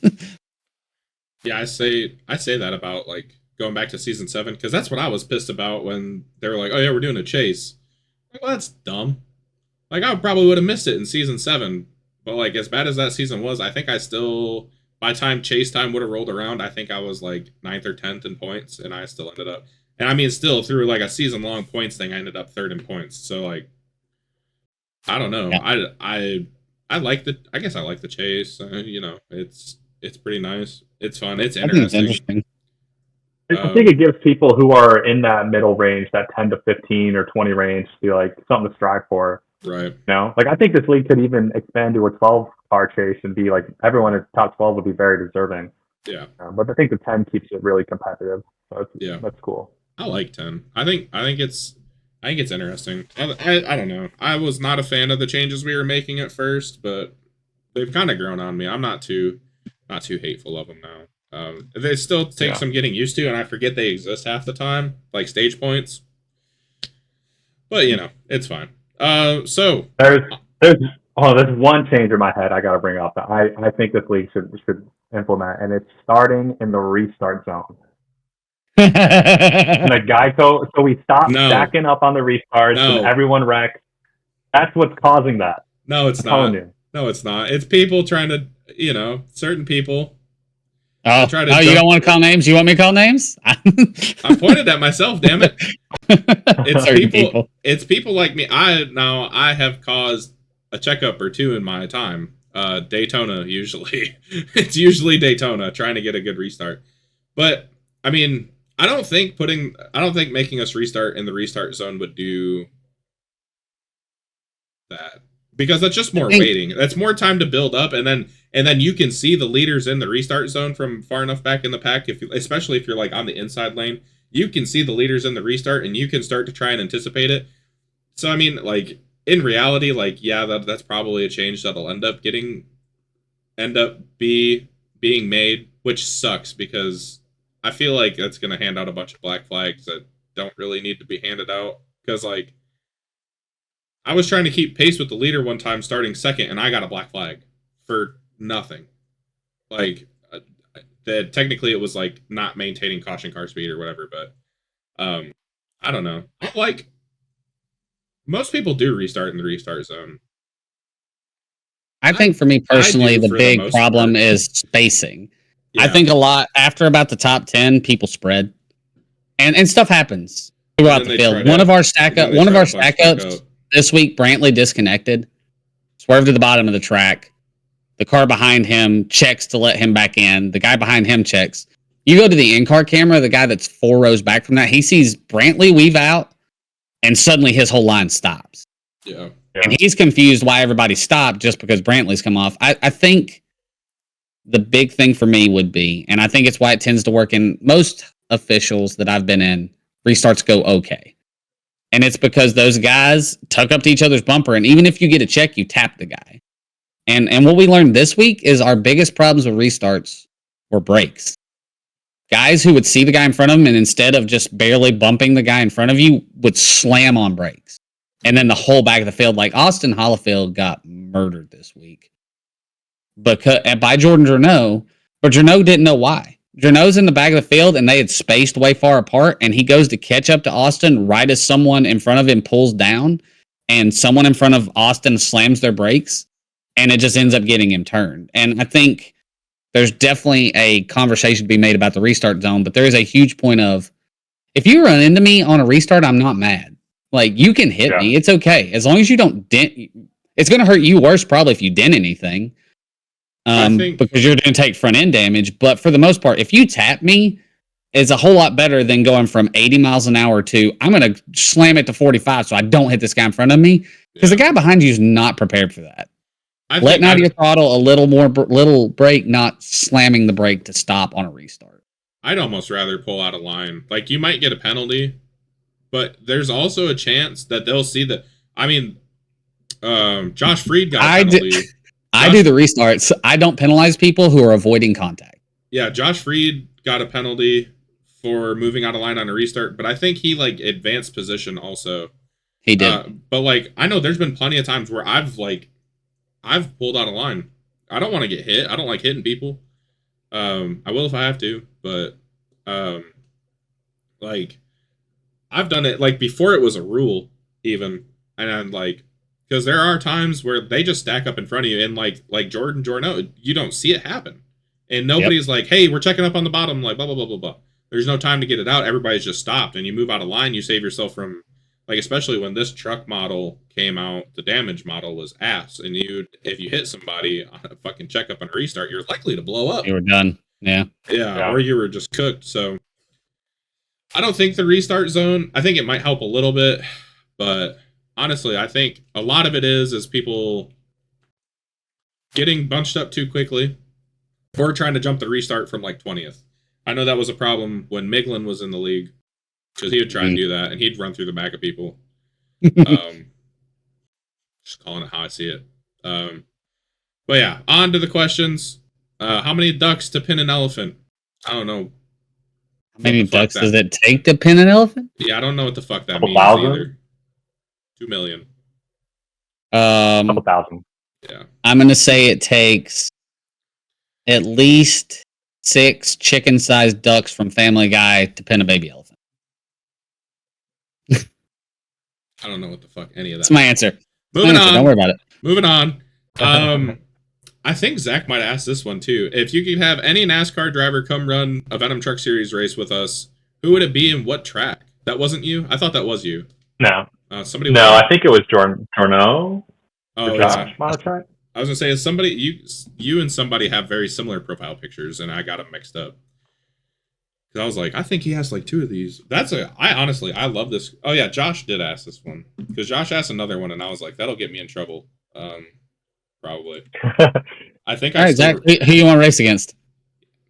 So is it current NASCAR driver, or can it be someone who's alive but retired? See, that's my question, because this is an easy answer for me. They already do it. Dale Jr. Go both then. Dale Jr. It's Dale Jr. at Daytona. Yeah. It's Dale Jr. at Daytona. Yeah. I said Dago, but yeah. Dale Jr. Right, at so Dago. If you guys had to take a current driver in one of the series, who would you take?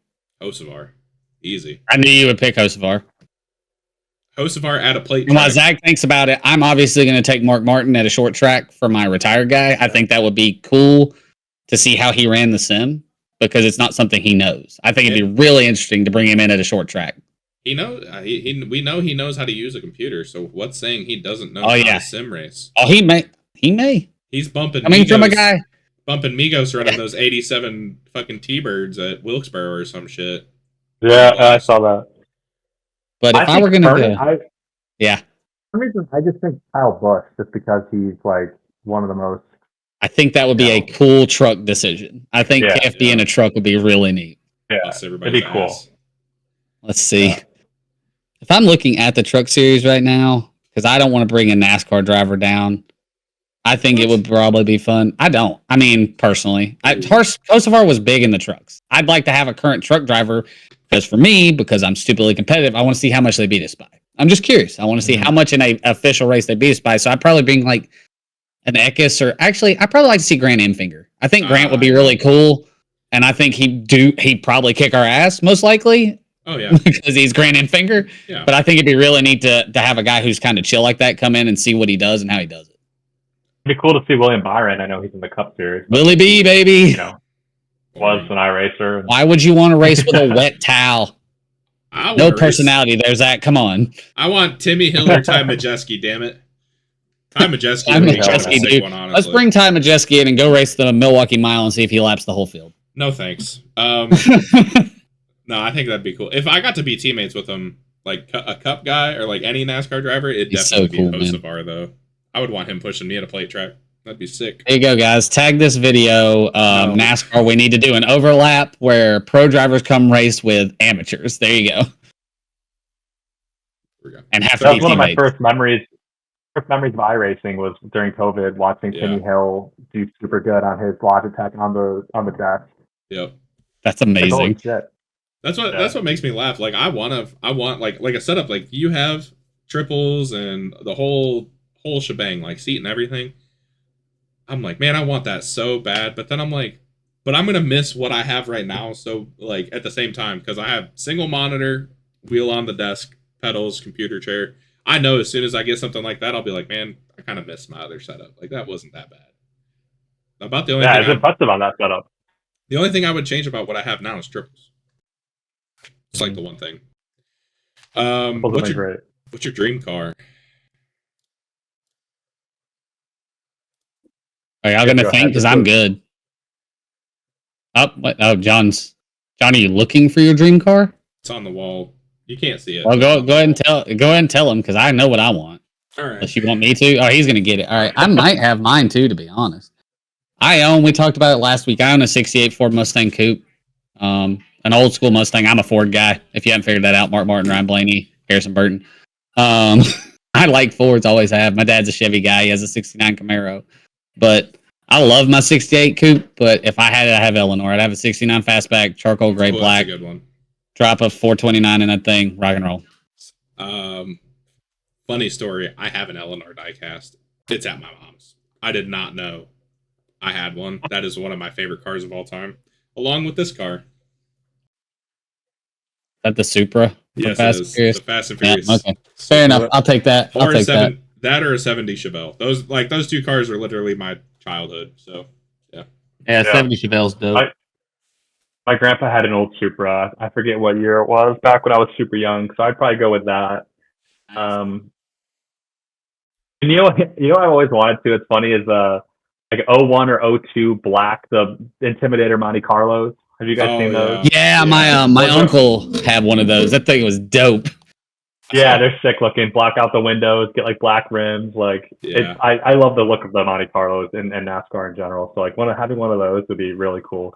I'm trying to remember. I think I saw either a Tony Stewart or a Dale Jr. one for sale not too long ago. I was messing around I was looking for new cars and I was looking through Marketplace and I saw one and I was like, what the fuck?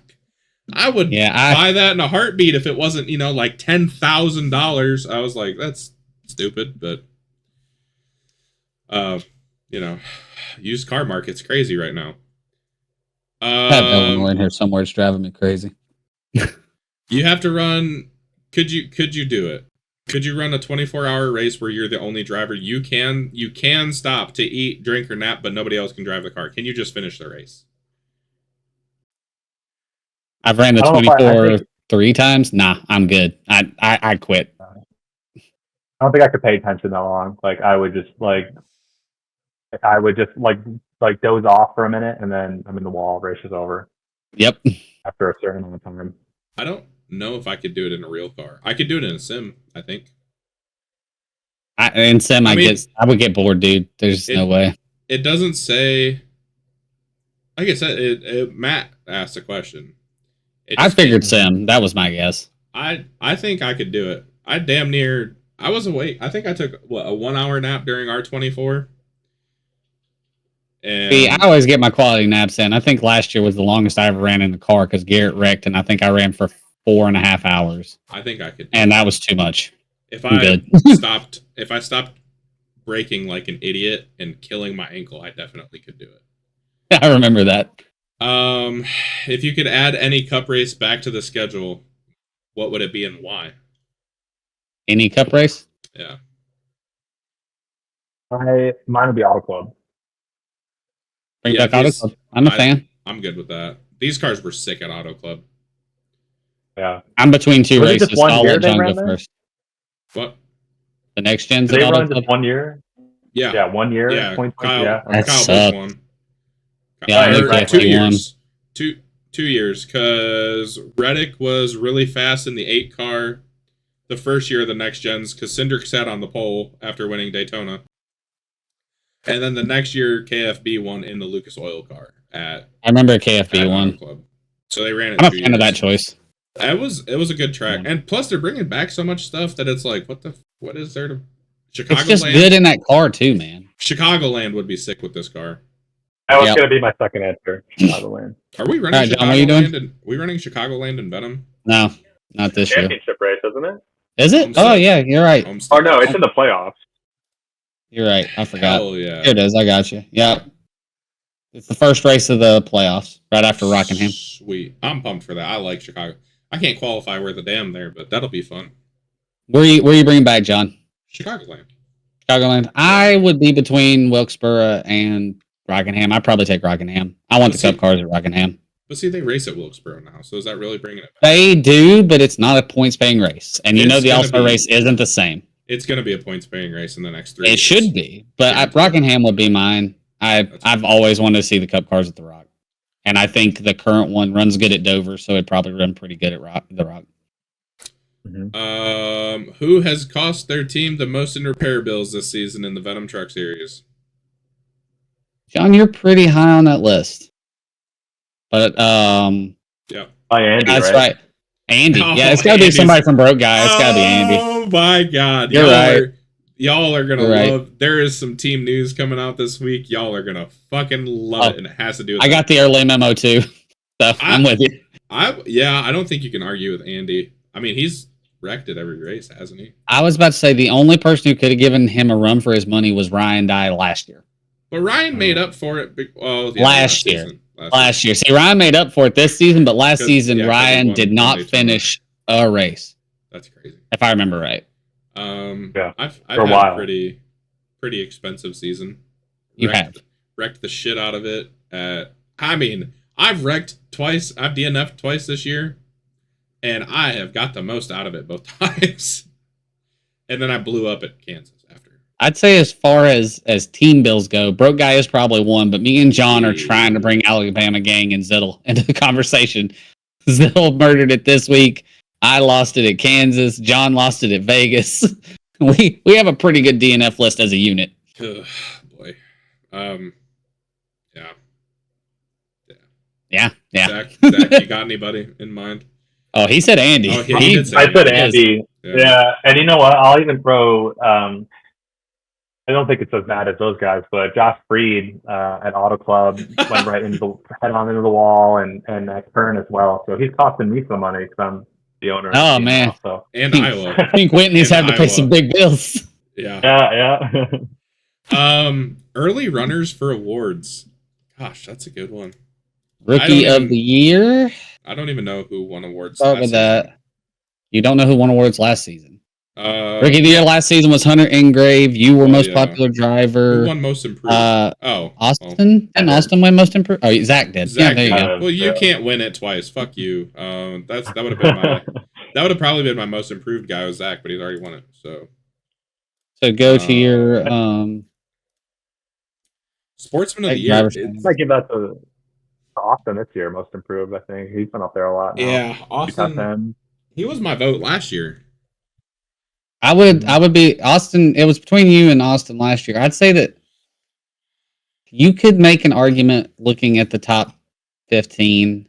You could make an argument that Hayden's most improved. He's third in the points right now. See, I don't know. And he was consistent last year, but he wasn't good. He was fast last year.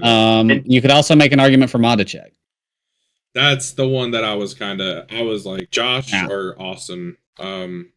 I like Josh Austin. I could even make an argument for Matt Slaughter. I mean, he was up top 5 last year.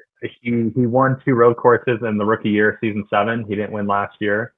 Yeah. It depends on how the rest of the season goes. If he ends with 2-3 wins and first in points, or even Freed. Freed's in 7th right now with 5 top 10s. There's a lot of quality people, and you can win it back to back. They tried to give it to me twice in a row, and I told them that they couldn't. Did they?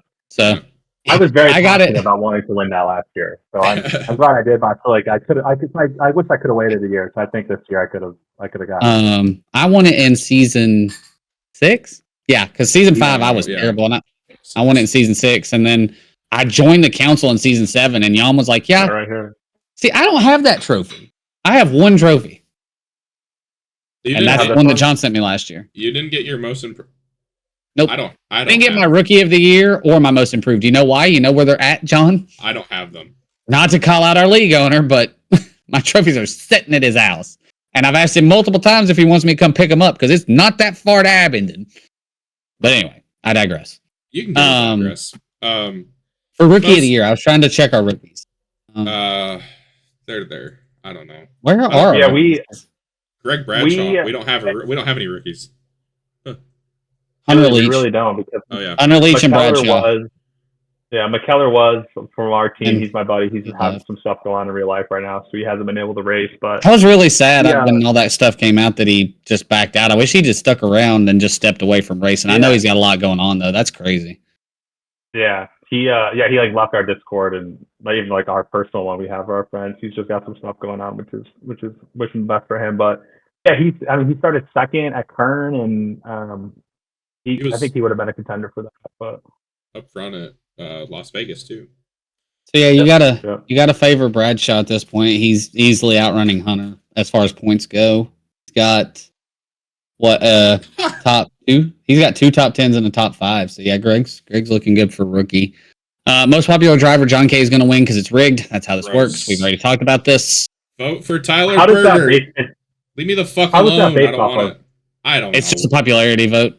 Jesus. Okay. It's a popularity vote. You can vote for anybody, and John wins it because John rigs it every year. I think he votes for himself 13 times. Shit. I'm voting for Gary Clark. Shout out to Gary. I fucking hate myself. I love Gary. Gary's the man. And then Sportsman is the last one. Did y'all know Nathan Palawota won a Sportsman of the Year award? I do. The season that Nathan won that championship, we gave him Sportsman of the Year, and everybody was confused as to what happened that year. Disgusting. Honestly, you can't find anybody more sportsman-like than Eric Breeding. I think Eric could go back to back, or Kevin Sargent.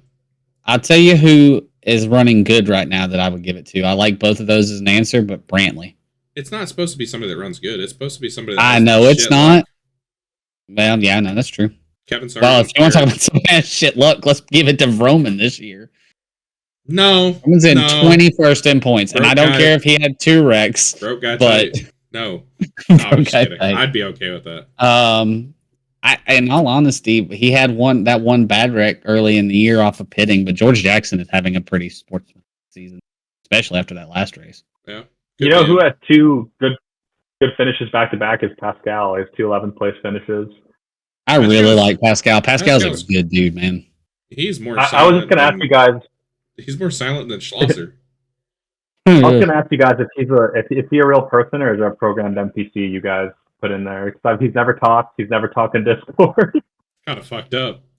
Pascal, let us know if you're watching this. So Pascal's real. I've talked to Pascal. I was about to say our team owner talks to Pascal on the regular. He is he speaks French, right? Because he's French Canadian. So that's one reason why I think he doesn't talk a lot. But he let me buy one day, and I said merci beaucoup, and he said it back to me. So Pascal is real. Apparently very nice. Awesome. Yeah, I've never talked to him either, but he's apparently very nice. Garrett talks to him on the regular. I spun him out at Daytona one time on accident. It's my bad. So I think there's a lot of people who could be in contention for the Sportsman of the Year. We've had some guys who are super nice, always good to race around, and have had some terrible luck. Yeah. If you could have 3 new teammates within Venom that are not currently in your stable, who would they be? And then we can also do 3 teammates outside of Venom who would they be, and why would Matt not be one of them? Talking about Why our would broadcaster. Oh, funny. Big Mart. Matt Williamson. Let's see. I know one right off the top of my head I would take because I almost ended up on his team before I signed on with Alabama Gangs. Andy. Andy has a great mind for racing. He's super chill. Oh yeah, and probably one of the nicer guys about sharing information. I mean, we're not all super secretive here, but Andy will basically give you the race plan off his back just to try to help you. He'll tell you when he's going to pit. He told me he was going to one-stop Iowa. Yeah. He'll do that. You guys don't tell each other that? That's what we do. That me and Josh do that we pretty much pit identically every single race. Like we always. Have you not watched Alabama Gang pit? We all come out and start with a strategy, and then it goes out the window immediately. Too many cautions. No, he means like just like people in the league that are not on your team. Like we tell each other stuff. Yeah, we do talk about that stuff. But no, Andy's broke guy. But me and Andy will sit down and talk about like full strategy during the week because Andy's just that guy. I'm pretty sure I've won races because of Andy's help, like strategy wise. That's a good one. That's one off the top of my head. Seeing as how I'm going for calendar models of Venom, I'm going to take Zach now because dude's going to be like the front January page for our new calendar. Good grief. That hair is immaculate. It's good hair, man. I got a fresh cut last week, so it's like it's an MLB The Show haircut. I see it and I'm like, I should get that because it kind of looks like my hair, but your hair, that is like, it's the pompadour. That's what it is from MLB The Show. If anybody plays it, they know. Like, that is Zach's hair. It is. No, you're right. The serious point of that is... It's clean. I learned about this man at Auto Club, and I know that I got a teammate that's going to stick with me. I'll take that all day long over someone like John who's going to bail on you on the last lap to try to wreck you. And you know, I pushed Chad. All the way down the front stretch there in Michigan. So I am a team player. I do really like Josh and Chad, and even if he's not our teammate anymore, but like I will always run those guys clean and do what I can to help them win, as long as one of us can win. And then my out of the wall pick that I'm going to take based off our last podcast is Matichek because I think he runs complete. What? I'm not picking all your options. Stealing my fucking teammates. You let me go first, but like Josh. All right. So here's the thing. From what I can tell so far and what I've learned today, me and Zach are going to run fairly similar. He might run the high line a little more than I do, but we're going to run a similar race. Josh does different things. His mind with that dirt car racing is just a little bit different, and I think that would be a very smart teammate who I also learned is super, super nice to be around. I just want to chill when we race and be able to talk about stuff, and that's difficult to do in a group that's competitive.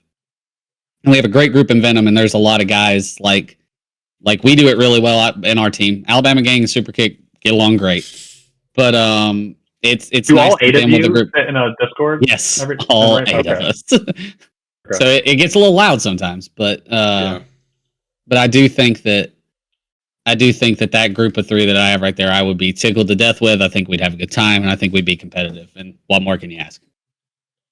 Absolutely. I think I would pick right off the bat. I would pick McKinnon to push me on super speedways. Get Jeremy. Yes. Oh, yeah, Jeremy's a great option. I think that'd be fun. Luke, just saying you because you know if you put in 500 laps a week for a race, you're gonna know what the direction for the wind is. You could be able to tell me that stuff, which would be awesome. Ask John. It doesn't help. Well, at least I would know it. I'm going to take a check that next race. Then my last one, Andy as well. I think Andy or Matichek, like you said. I think a dirt background. He can always help me at Bristol. Bristol. Oh yeah, man, it's going to be crazy. I've never done any dirt, so watch out for me. Oh, and then I'm just kidding. Like you said, no, you're good. Diddle too. I like Diddle. We almost ran in the Icon Cup series together on Sundays. He was interested in that, and he would have been a good teammate for pushing. I just think I love the teamwork on super speedways. Like when we were Interstellar last year at Talladega, we led a lot of it and pushed each other really well on the outside and had good strategy. So like, I love working together, especially on super speedways. So I'd probably pick those guys to be able to stay up front in those races. All right, John, you got no options now. Tell us who you want. Well, I'm still taking Josh Matechek because there you go. Me and Josh are buddies. We've been talking.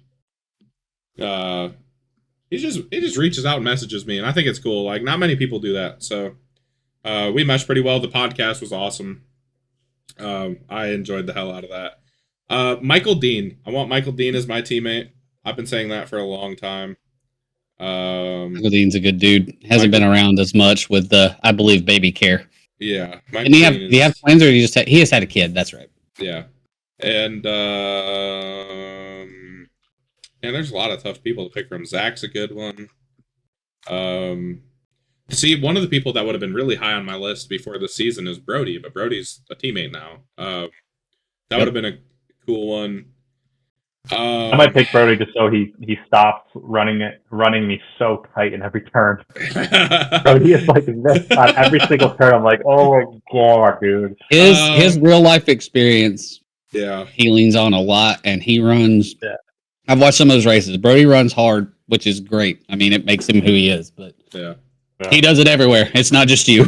You know what? I don't give a damn if he's retired or not. Give me Nathan Reynolds. Shut up. You can't take him. I can, bitch. I just did. That's your outside of Venom. He's retired. He's still right here in the Discord.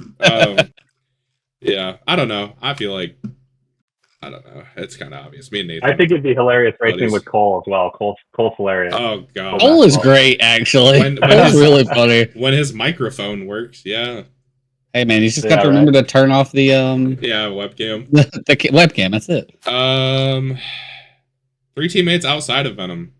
I don't know what that means. I don't know what that means either. I was looking over the roster in Truck 200 for the most part. Why wouldn't it? They're all in Venom. Why wouldn't it be Matt Williamson? Well, because me and Matt have beef. I think this was more. I think that last part was for me. Me and Matt have beef again for some reason. 3 teammates outside of Venom. I was going to make a joke and say pick 3 teammates from the current NASCAR roster. Ross Chastain. That's where I was going. I was going to say Ross, Carson, Hocevar, and Sheldon Creed. Be my teammates. I'd plug myself into Penske and take Cindric and Blaney and kick Logano out in favor of literally anyone. Matt I'll ponder it for a minute. I'm just kidding.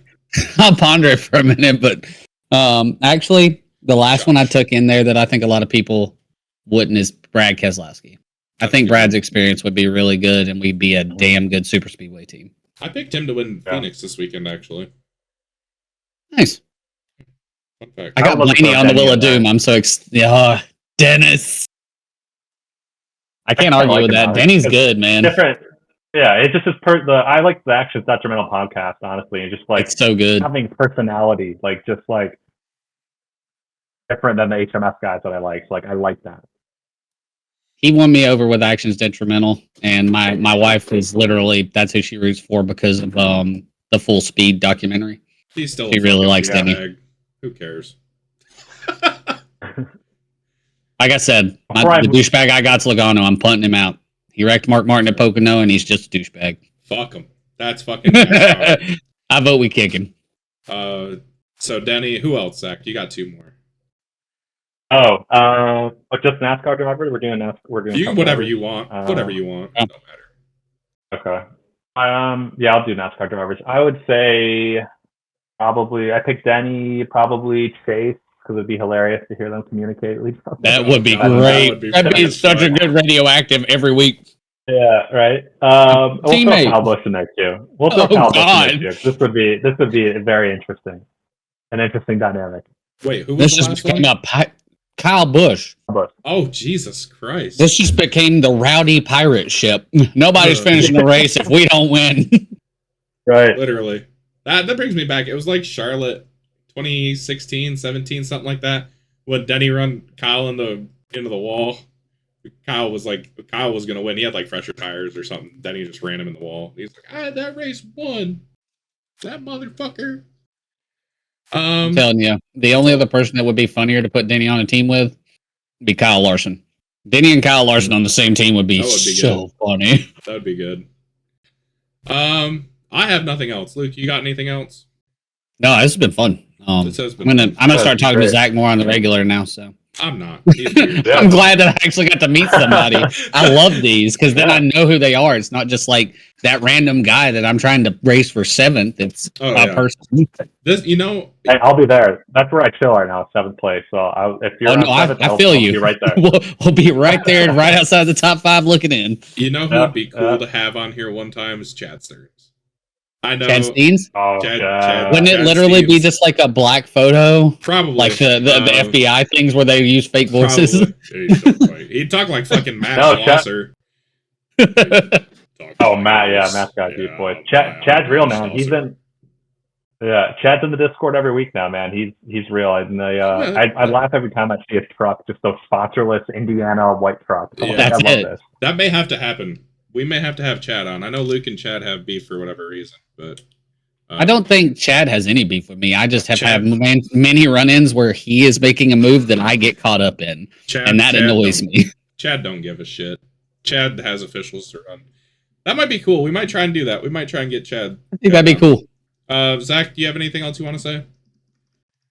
No, thank you guys for having me on, and it's been really good the last couple seasons here, getting becoming, I guess, kind of a staple of Venom. Like, I didn't know after the first season if I wanted to try to look for other leagues or honestly, I don't drive the trucks very much besides Venom. I do some officials in them, but like, I love the next gen car. Unpopular opinion. That's my favorite car. That's what I run in any other league. Yeah.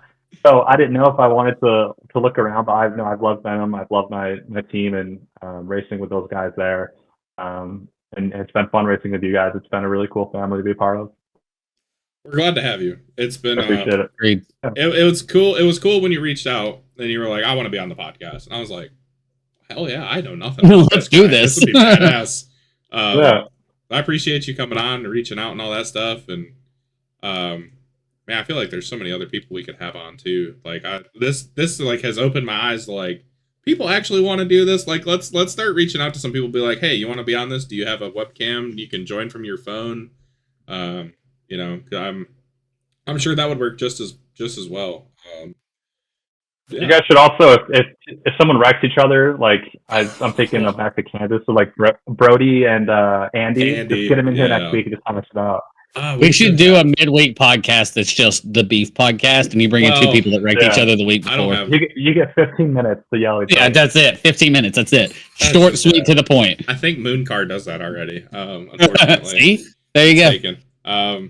Yeah, that's all we got. Thank you. Shout out to our sponsors, Turn 200 and Motor Stardom. They're going to be linked down in the description below. RJ and Motor Stardom, huge news for them. I know this is at the end of the podcast. They have a website. RJ's doing a YouTube show now. Go check that shit out. I saw clips of it on... I didn't realize he was... I knew he was starting the website. Didn't realize he was starting the weekly show. And I saw clips of it. It looks awesome. I can't wait to go watch it. Super pumped for RJ. He's my guy. We got to have RJ on at some point now. Yep. I got to message him and reach out and be like, hey, you sponsor the show. Why haven't we had you on yet? But yeah, that's all I got. Go watch Turn 200. Watch all their stuff. Big news. There's something coming back that hasn't been back in a while. And there might be something else coming back that hasn't been back in a while that I may be involved in. I may have talked my way into it on accident, and now I'm actually interested in doing it and trying it at least once. So, yeah, go subscribe to them. Follow along with all the Venom stuff. And thanks for watching. Thank you, Zach, for giving us 2 hours of your time. Appreciate it. Usually these don't go that long, but we've had a lot of stuff to talk about apparently. And then thanks, Luke, for stepping in for Ziddle while he is on vacation. But yeah, we're out of here. Peace. Later.